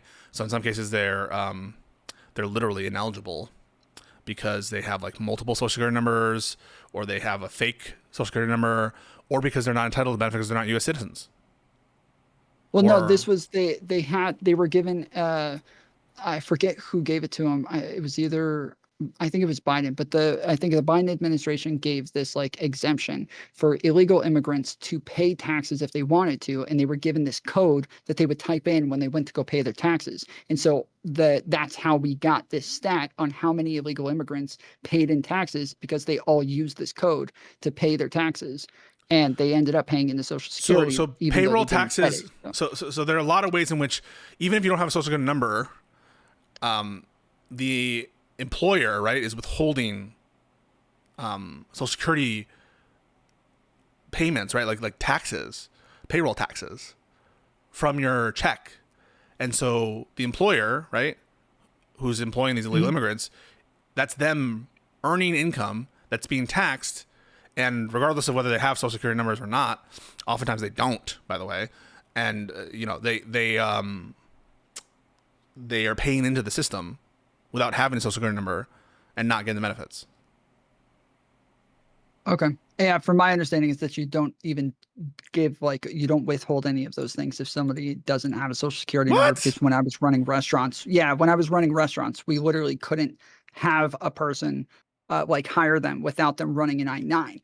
If it was somebody who was an illegal immigrant, what we would do instead, because we can't run an I-9 on them, therefore we can't put them on payroll, is that we would instead just pay them under the table and pay them in cash or something like that. Yeah. So if you're illegally, they're getting money in cash. Listen, you need to stop admitting to crimes. If you're illegally hiring illegal immigrants to do work and paying them under the table, yes, in that case, you are not withholding payroll tax. And so you are doing illegal things. And so it is correct that in that specific context, they're not paying into the system and being denied benefits. That's not allowed, though. It's not allowed. Yeah, no, I'm not saying I did this. I'm saying this is what you would have to do, because you wouldn't be able to put them on the payroll. Illegal immigrants end up withholding. No, because you could get an EAD. An illegal immigrant, someone who's here without status, can get an EAD. There are several ways which people who are here without status can get EADs, and then they can work legally. Yeah, no, I understand that they can work, but they would be on like contractor status normally, or paid under the table. From my understanding, is this is why lots of times when people talk about like illegal immigrants working on, because I don't. When you do, why do you think this? Why do you think that illegal immigrants have to be contractors or paid under the table? Okay, so when you take Social Security out of somebody's check, and you're saying they don't even have a Social Security card, they didn't pass an I-9, but they're just putting them on payroll anyways. And for all of these people, it's tracking. That's not what I'm saying. I'm saying if you have a compliant, it is illegal to hire illegal immigrants who don't have authorization to work in this country. Okay, so if you're an illegal immigrant and you want to legally work, you have to get an EAD, and there are many illegal immigrants. Most illegal immigrants work. Oh, no. Hold on. I'm sorry. I'm going back to, you said that people who are here illegally and don't have Social Security numbers, they're taking taxes from them anyways, withholding Social Security from them, and they don't get it. And I'm saying they're withholding payroll. The taxes. Yes, and I'm saying that if somebody is on payroll and they're withholding Social Security from this person, but for all of us, our Social Security and what we're paying into it is being tracked, but all of a sudden we have people who are paying into this that they don't know who it's coming from, or have any way of tracking it or attaching it to a person, that you're saying they don't just know that this is an illegal immigrant and have like an easy way of finding this person. It's very simple, right? So if you're hiring labor in this country, if you're an employer, who's legally hiring, except for some exceptions, like, listen, I'm not a tax expert, but in general, you have to withhold payroll taxes. It's not optional. You can't just say like, oh, Right, I don't want to. know. I'm sorry. My contention is that I don't think that anybody puts illegal immigrants on payroll. That's what I'm saying. Is that if they're They illegal absolutely immigrants, they pay them do. under the table. Where are you getting this notion?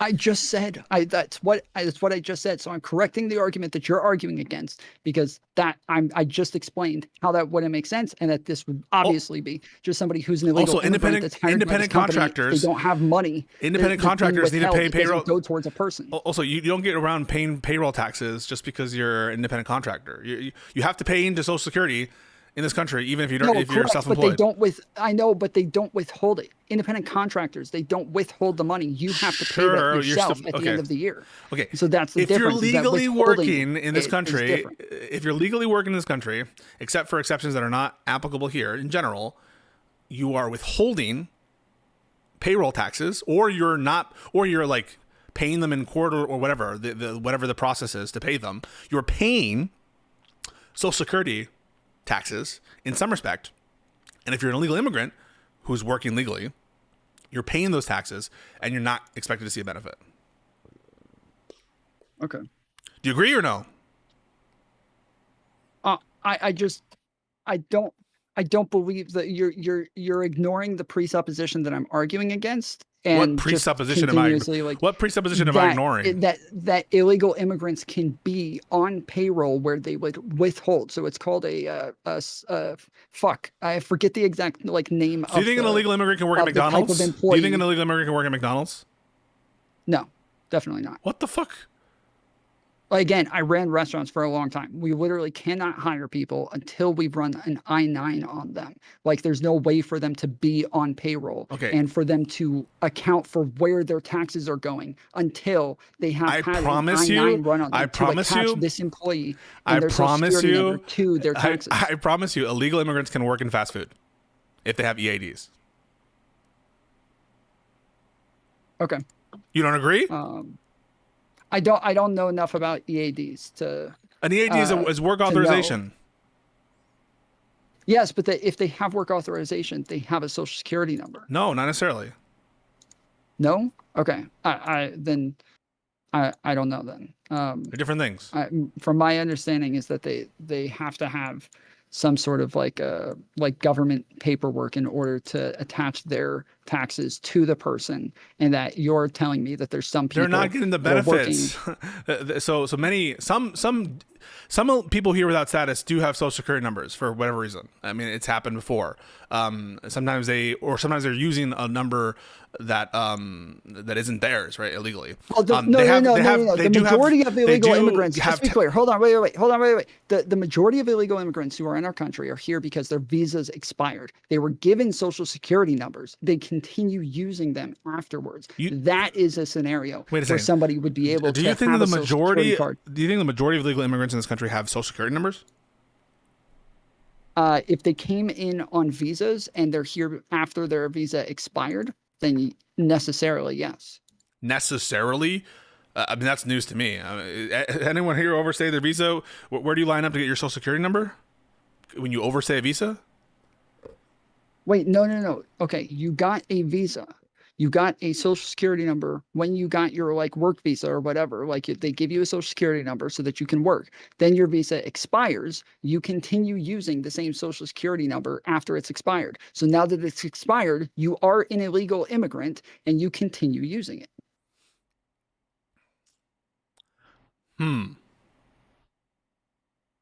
The majority of illegal immigrants in our country are here because they came in legally on visas and their visas expired. So it's your position the majority of illegal immigrants in this country have Social Security numbers? Yes, probably, yeah. Yeah, that's not true. That's not true. Yeah, no.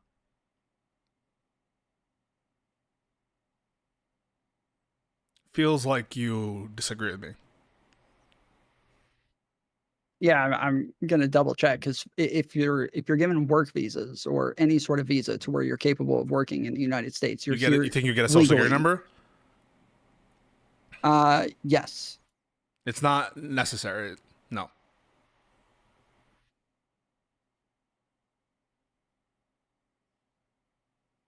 Feel like Okay, you're doubting me.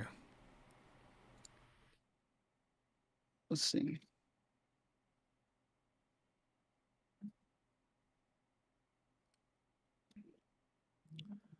Also, did you? I just want to make sure I understand you correctly. You are still maintaining the position that illegal immigrants with EADs can't work at fast food, Again, I don't know enough about EADs. I keep saying I don't know enough or about EADs, so so I have ille- no idea what that comes with.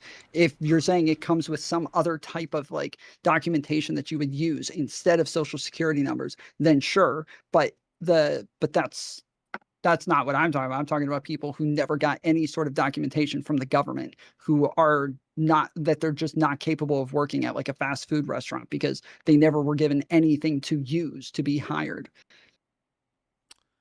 huh? Do you think that like in order to pay payroll tax, you need to have a social security number? Is it the enumeration at entry, EAE? No, an Is that employment what, authorization document, employment EAD. authorization document? It Okay. gives you the right to work in the United States.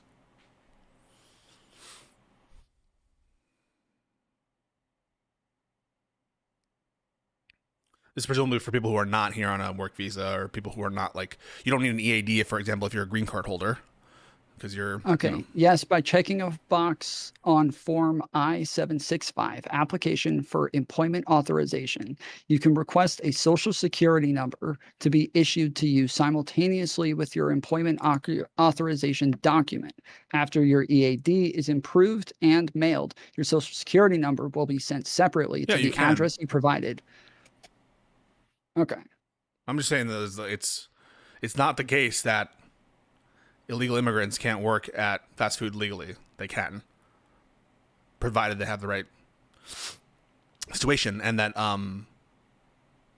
you don't need a social security number in order for your employer to withhold payroll tax.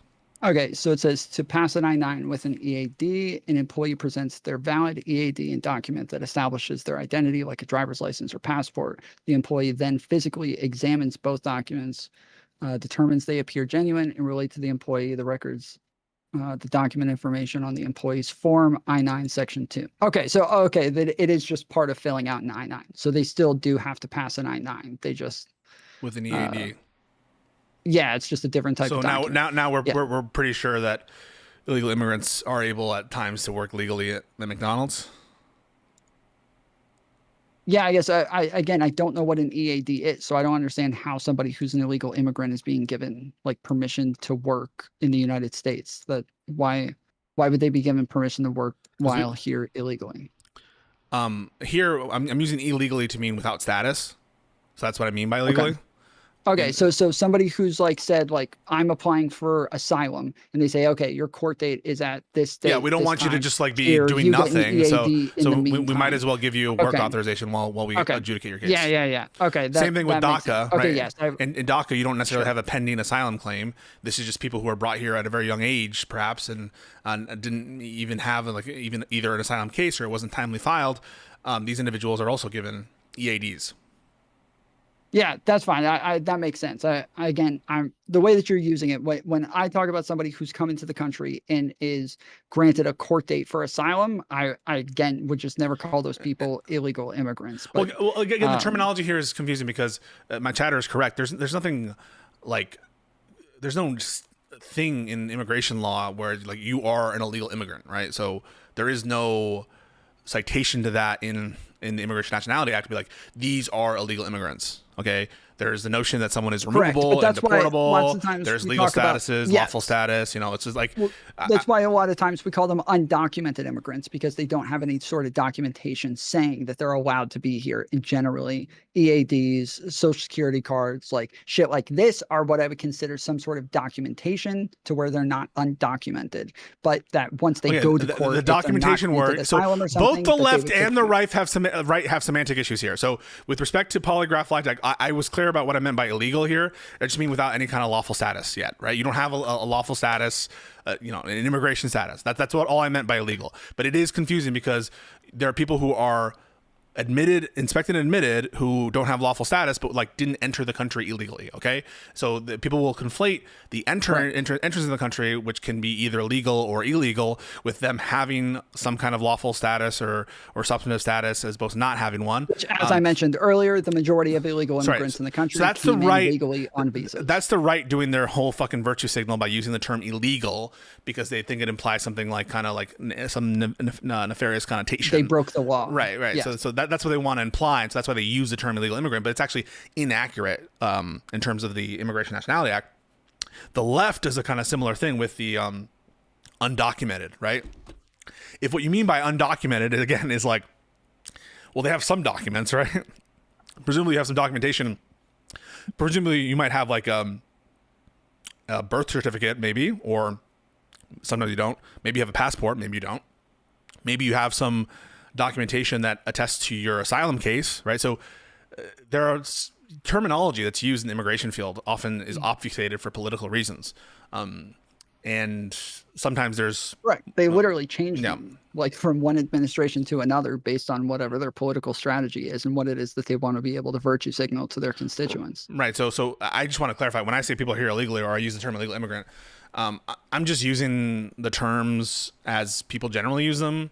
And maybe that's wrong. I should be like saying without. Well, I've had tons of debates on this stuff, and I've only had like conservatives that are trying to like find ways to call more people illegals use the type of definition that you're using. Yes, whereas I'm normally saying, well, there's just nothing that says that they're not allowed to be here, which would make them illegal. And so if both are an illegal immigrant, that would be the thing. And it can be really frustrating too, because there's a lot of ambiguities and lack of clarity. So Violent Smoker in the chat says not, quote, non-citizens. So the term non-citizen can sometimes be misleading because there's a concept of visa holders, let me fucking finish. Like, so there's a concept of alien in the Immigration Nationality Act, but people don't like to use alien because it seems like rude, right? To use the term alien. So they use non-citizen, but non-citizen includes both alien and American national. American national is a category that, as far as I understand, only applies to people from American Samoa.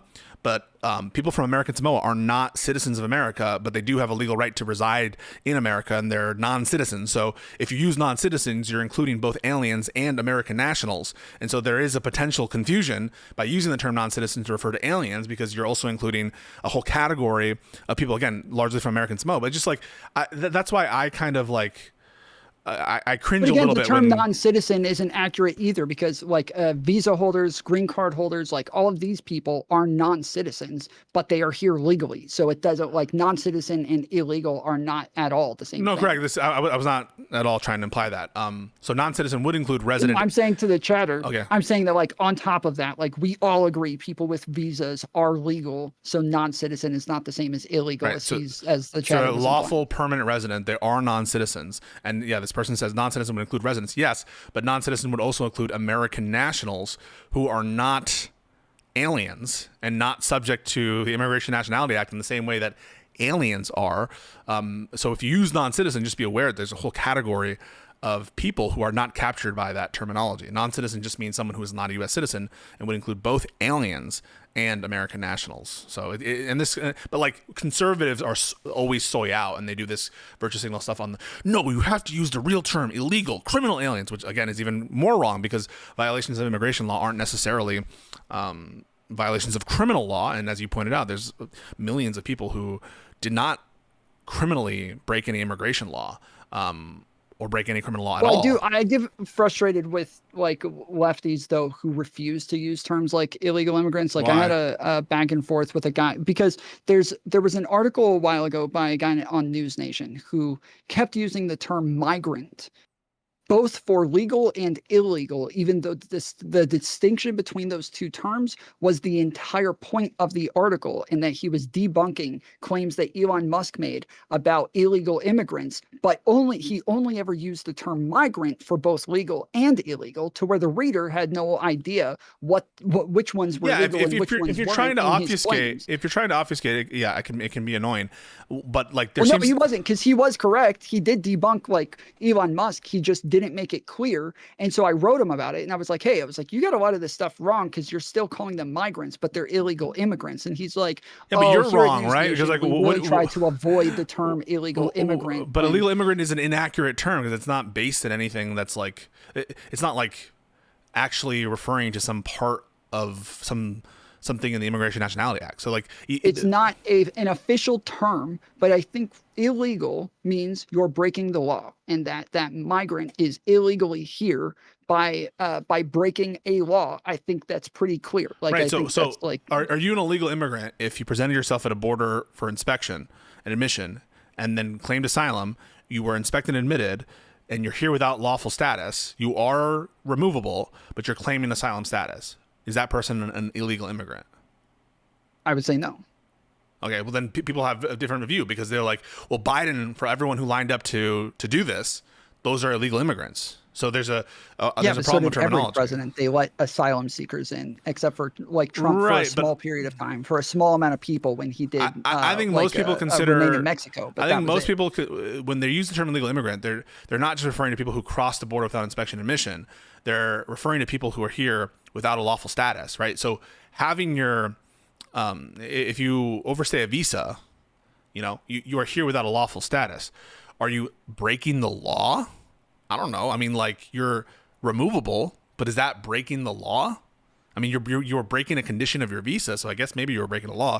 But what if you were never granted a visa, or what if you, again, the asylum exception? So this terminology stuff is like, it's so maddening. But that's not why people are arguing you should use the term illegal immigrant. They're arguing you should use the term illegal immigrant because they want to have the negative connotation. That's why they want to do it. And that to me is just as soy as avoiding illegal immigrant because you want to avoid the negative connotation. And so that's why I'm starting to use more and more the term alien, and I'm just like sort of acknowledging that there's some negative connotation there, because at a bare minimum I can be accurate with respect to what the Immigration Nationality Act says. Okay. Yeah, I think that, like, if somebody comes in for asylum and they're given some sort of they're given a court date and they're waiting for that, to me that is like some sort of permission to be here until their court date. And that if they got pulled over somewhere and the guy says like, oh, well, do you have any like documentation saying that you're allowed to be here, and they show them like, yes, I have a court date at this time for asylum, they're never going to get deported unless like maybe Trump does something new. But under literally every president, they're never going to deport them while they're waiting on a court date to find out their asylum status. And so to me, it would just, like, the term illegal alien means they ought to be deported and that they just haven't been caught yet. Like, that is not what people mean by that term. Oh, that is 100% what people mean by that. So you think that people so there are a lot of even conservatives who say certain individuals here without status are illegal immigrants. So I think most people would say DACA recipients are technically illegal immigrants. The Dreamers are illegal immigrants. They would not say, even though they want them to reside in the country, and they take the normative view, most of the country, like 70% plus, the Dreamers, the people who are here, the DACA people, should not be kicked out. Even Trump says that, right? Even Trump will be like, but Trump would still designate them as illegal immigrants. Okay. I guess I normally, I think whenever we called anything illegal, it's that, like, you did something that you can be, like, held accountable for in some way, and that by the law. And if we're saying that, yes, these people have no way to be held accountable in any way, but we're still just calling them illegal, I have trouble believing that. No, but that would apply to anyone here without, that would apply to anyone here without status, not just people who are here without status who should be deported, which is like a condition you have there, not just that they're here without status, but that here without status and that they should be kicked out.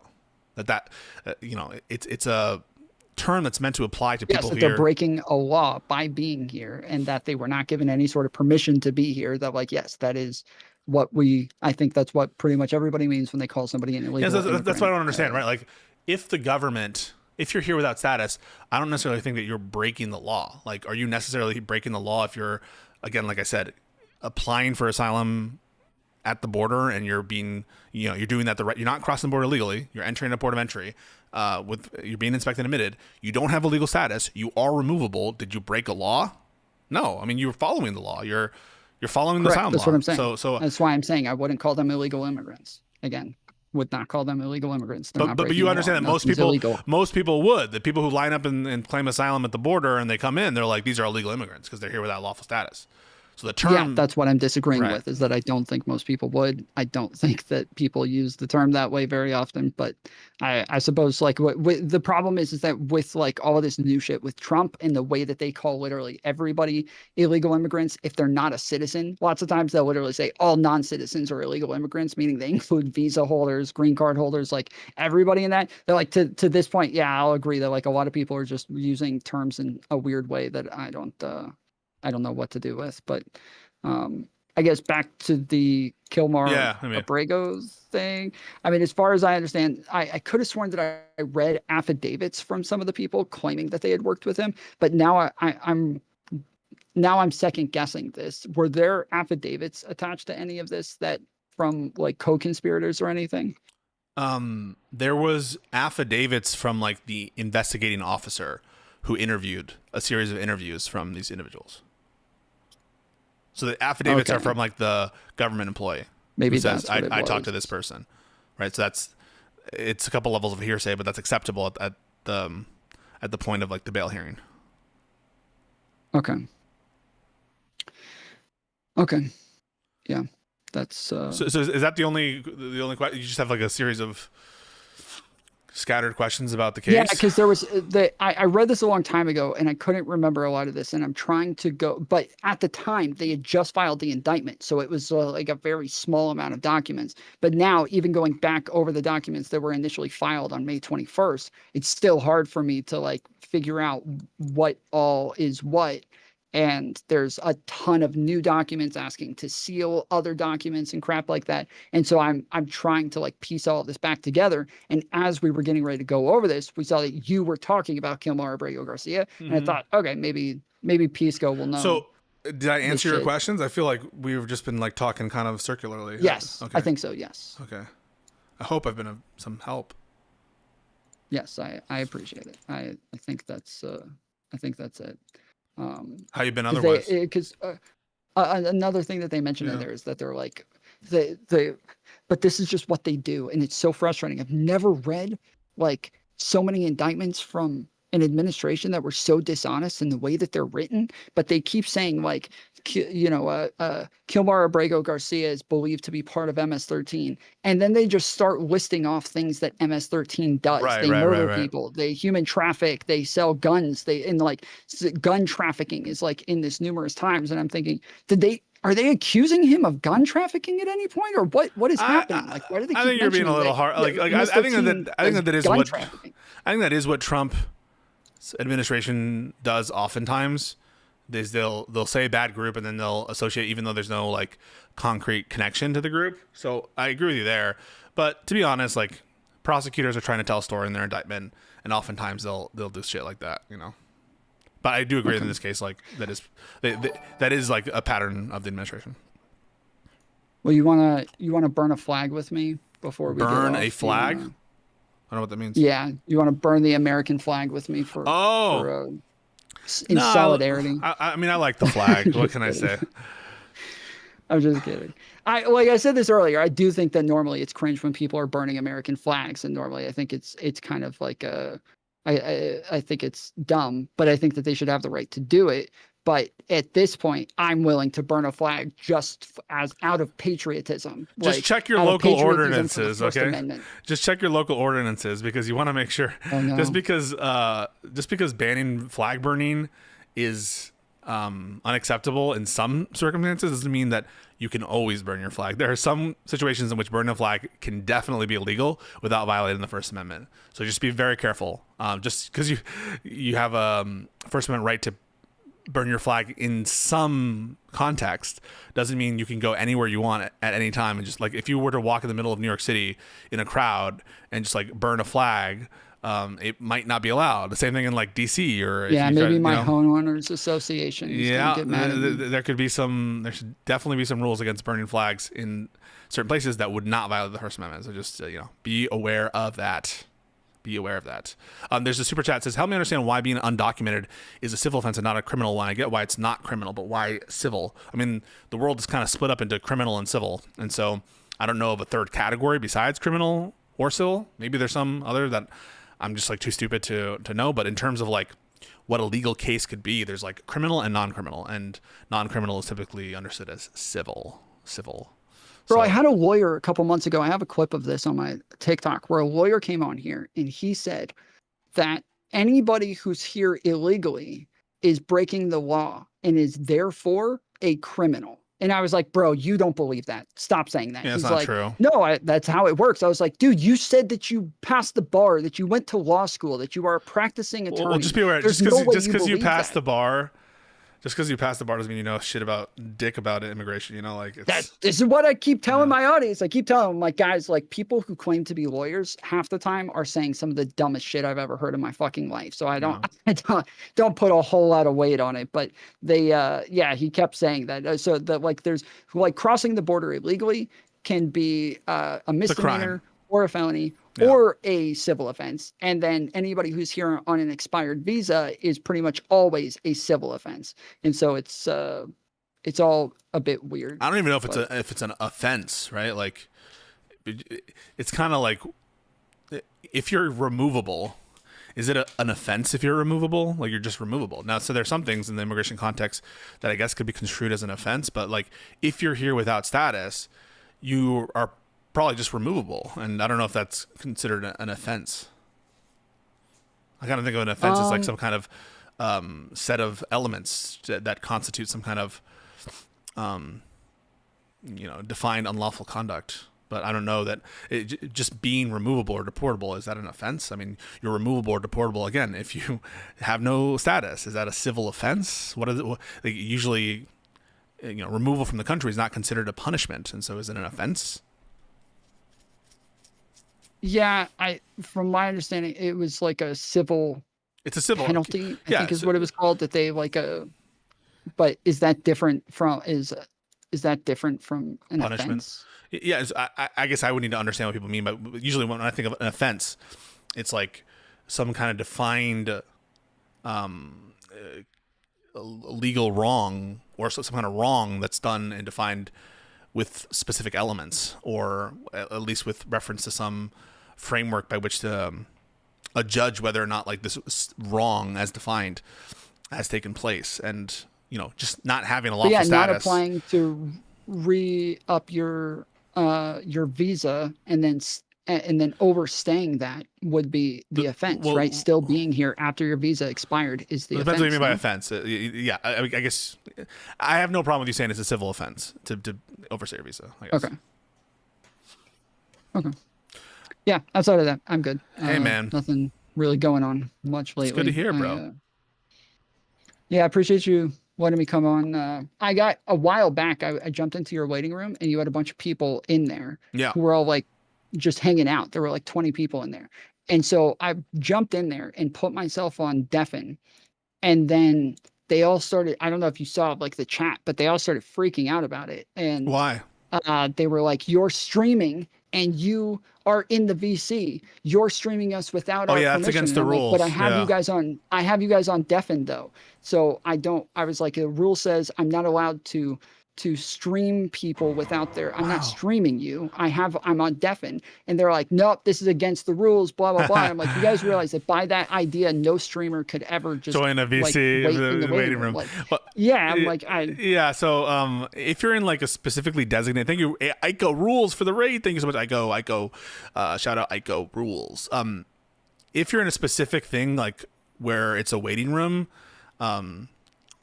like I'm gonna say that's a designated place where you can wait. It's stream disagreements is one of those places for sure. But maybe I'll have more specific rules. But definitely don't go into one of the non-waiting room channels and stream that. That is against the rules. Well, that's why every time you pull me in, I'm always on deafen when you first pull me in. It's because most of the time I'm on stream. And so I'm trying to make sure that nobody gets streamed without knowing. Yeah. And that's probably always going to be the case. Anytime you see me in there is I will always be deafened. So just be appreciate patient you, bro. Tom is I'm fair. deafened. Tom is so fair. Thank you for your questions. We always have these ponderous conversations. They kind of like go in places I don't expect, but no one could say that you lack for imagination or lack for interesting combos. Well, appreciate you having me on. Always enjoy the conversations, and good luck.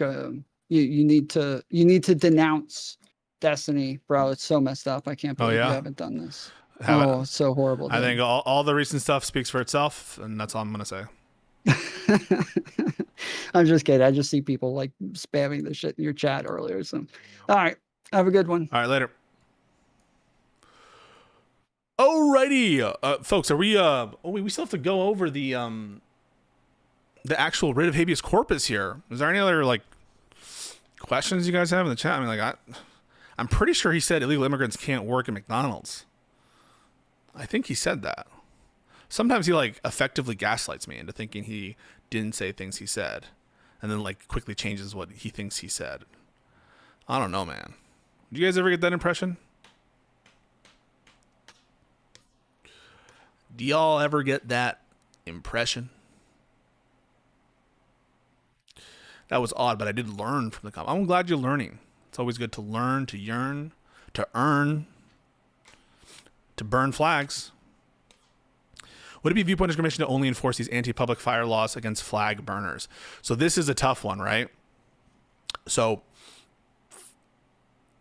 if you have a stated policy that, for example, we're only going to enforce anti-public fire laws against Democrats or against people who who denounce the government, if that were an actual rule, then I think it would be viewpoint discrimination.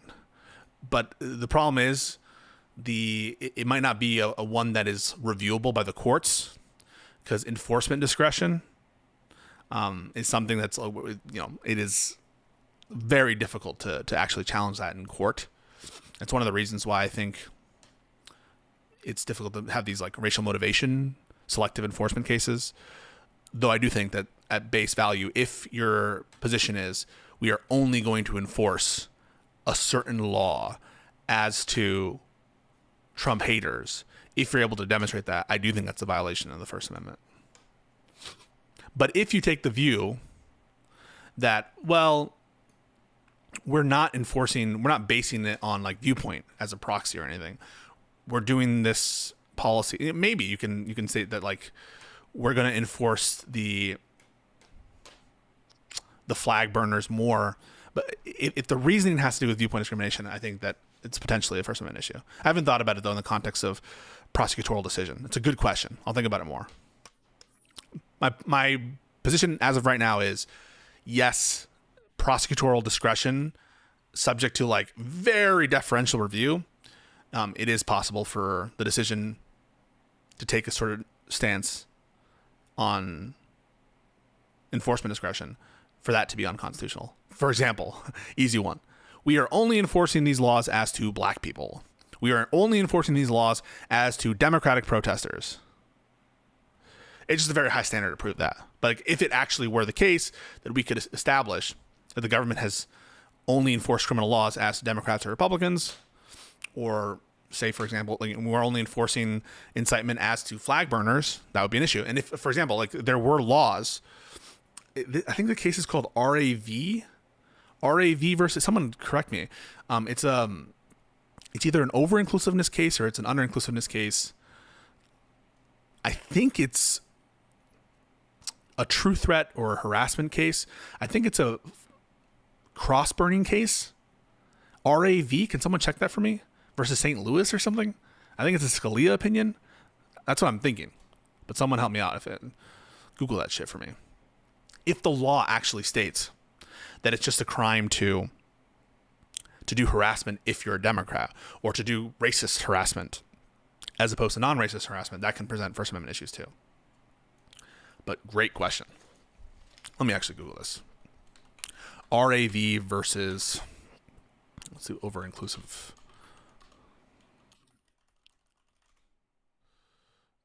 Under-inclusive. RAV versus City of St. Paul. Holy crap. Did I get this right? Damn, I did.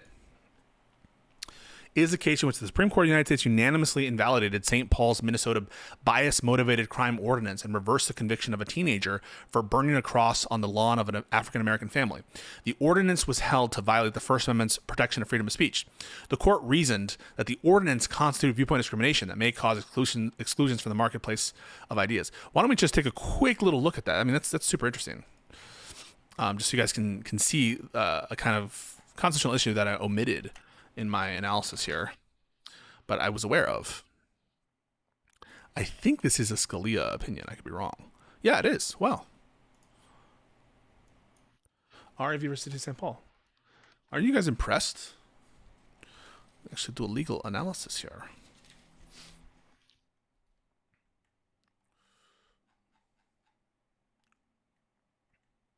And Scalia, for all of his faults, he's a good writer.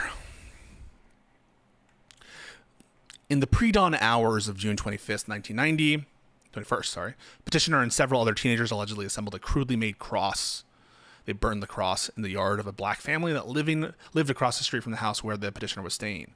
Although this conduct could have been punished under any of a number of laws, one of the two provisions under which respondent City of St. Paul chose to charge the juvenile was the St. Paul Bias Motivation Crime Ordinance, which provides, quote, whoever places on public or private property a symbol, object, appellation, characterization, or graffiti, including but not limited to a burning cross or Nazi swastika, which one knows or has reasonable grounds to know arouses anger, alarm, or resentment in others on the basis of race, color, creed, religion, or gender, commits disorderly conduct and shall be guilty of a misdemeanor. So notice here, this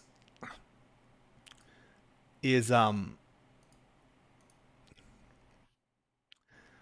disorderly conduct statute or potentially a harassment statute, but it's only limited to like a single kind of harassment. That is those related to race, color, creed, religion, or gender, not any other kind of. Right, it's the law or the ordinance by its terms only relates to these like subcategories of the greater disorderly conduct misdemeanor. And the examples are burning cross or Nazi swastika. Those are like the types of things, right? Petitioner moved to dismiss this count on the ground that the St. Paul ordinance was substantially overbroad and impermissibly content-based and therefore facially invalid. The trial court granted this motion, but the Minnesota Supreme Court reversed.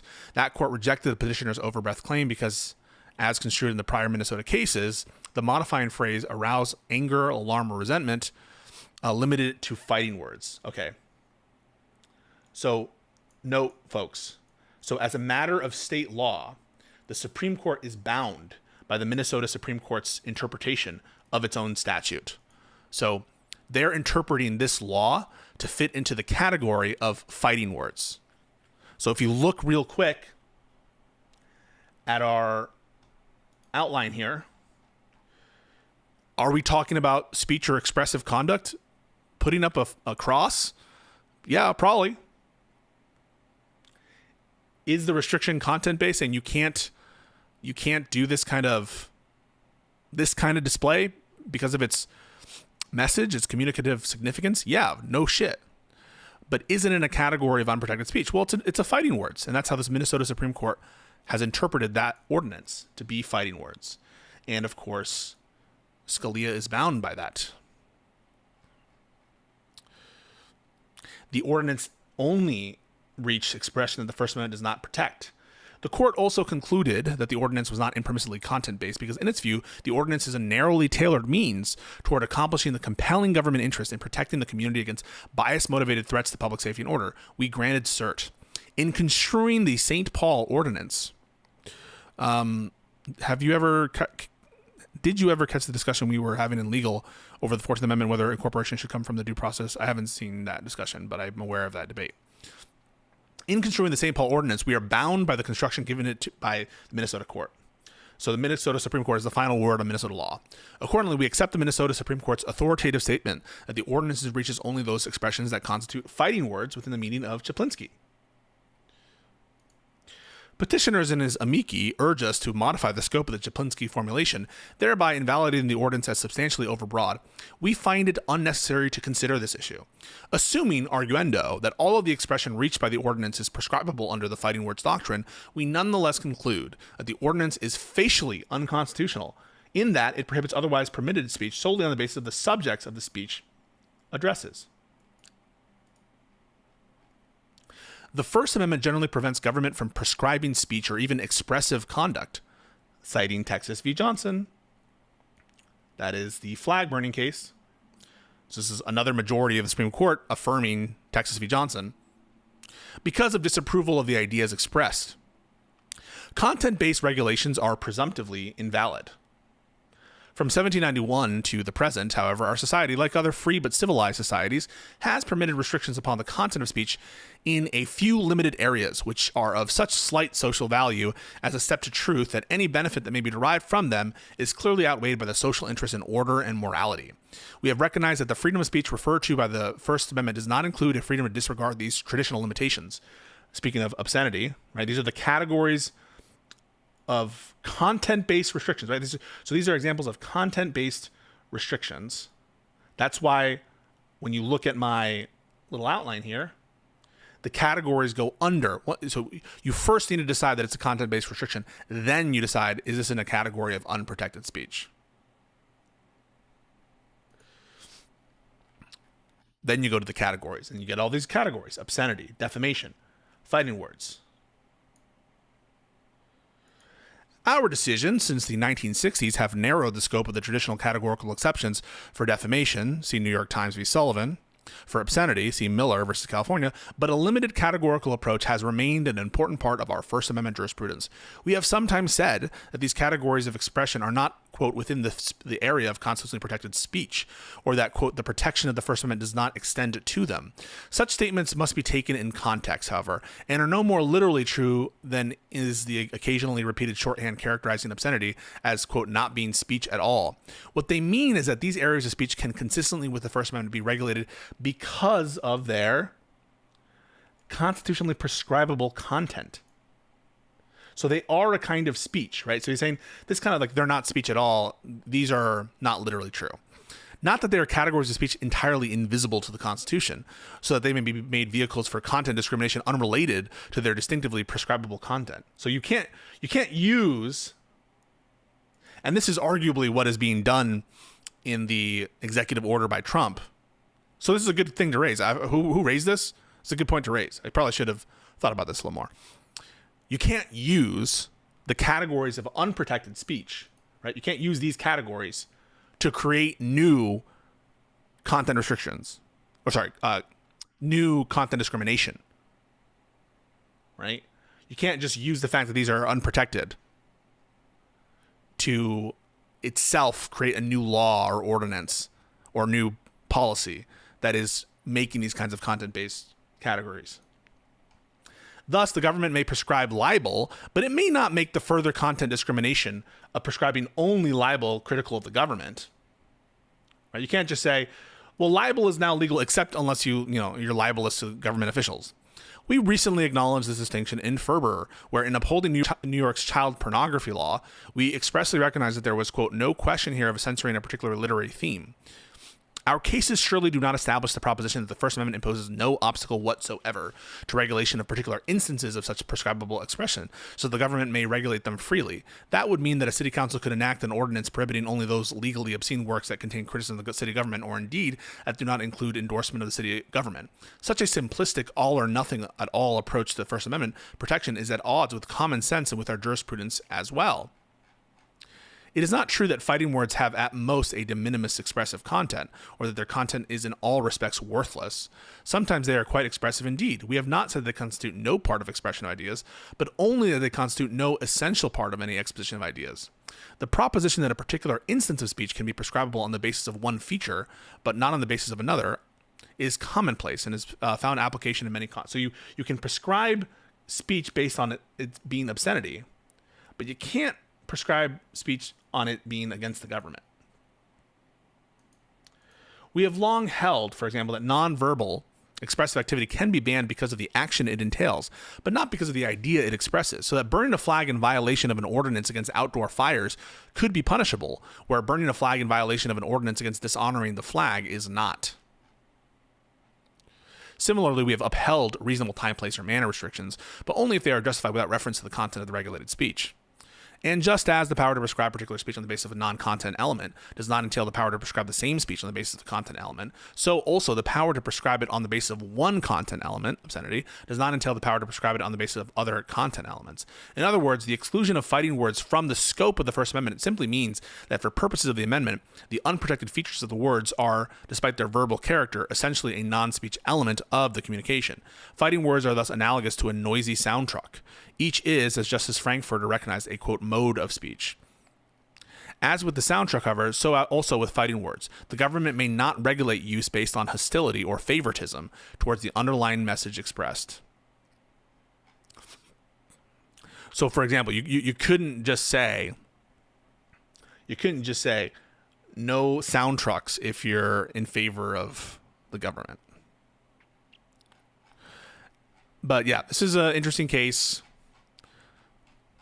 And I think it's potentially applicable to some of what the executive order is saying. The executive order is suggesting an enforcement practice that is content-based discrimination. Basically, for the reason of disliking. So you might have changed my mind, actually.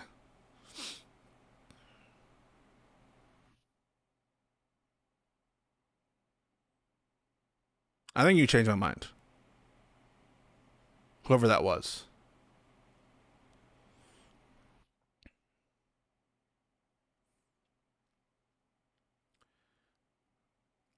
Like, imagine this, right? Imagine the government said, we are taking an enforcement position against the Proud Boys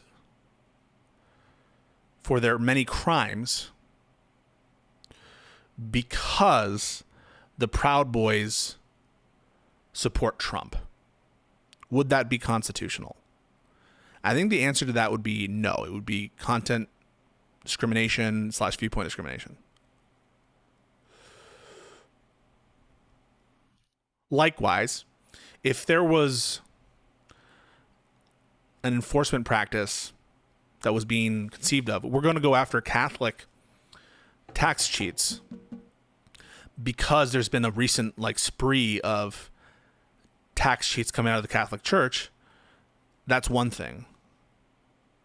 But if you said, we're going after Catholic tax cheats because they're Catholic and we don't agree with Catholics, I think that would be viewpoint discrimination. I think you've changed my mind. Whoever that was. Hang on, let me try to find you. Who was this?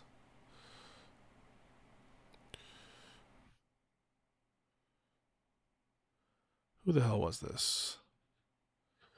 Tuvox.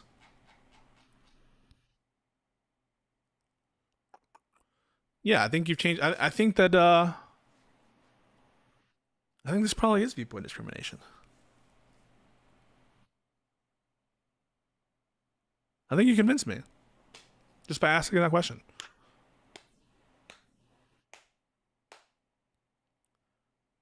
Good job. Oh shit, I have to go. We didn't even get to the Kilmar thing. All right. Hey guys, much love to you. Thank you for supporting the stream. Give me a like, follow, sub, all that good stuff. Tuvox, you changed my position. Congrats. Stay cool, folks. I'll see you probably tonight for Just Press Play with Aaron.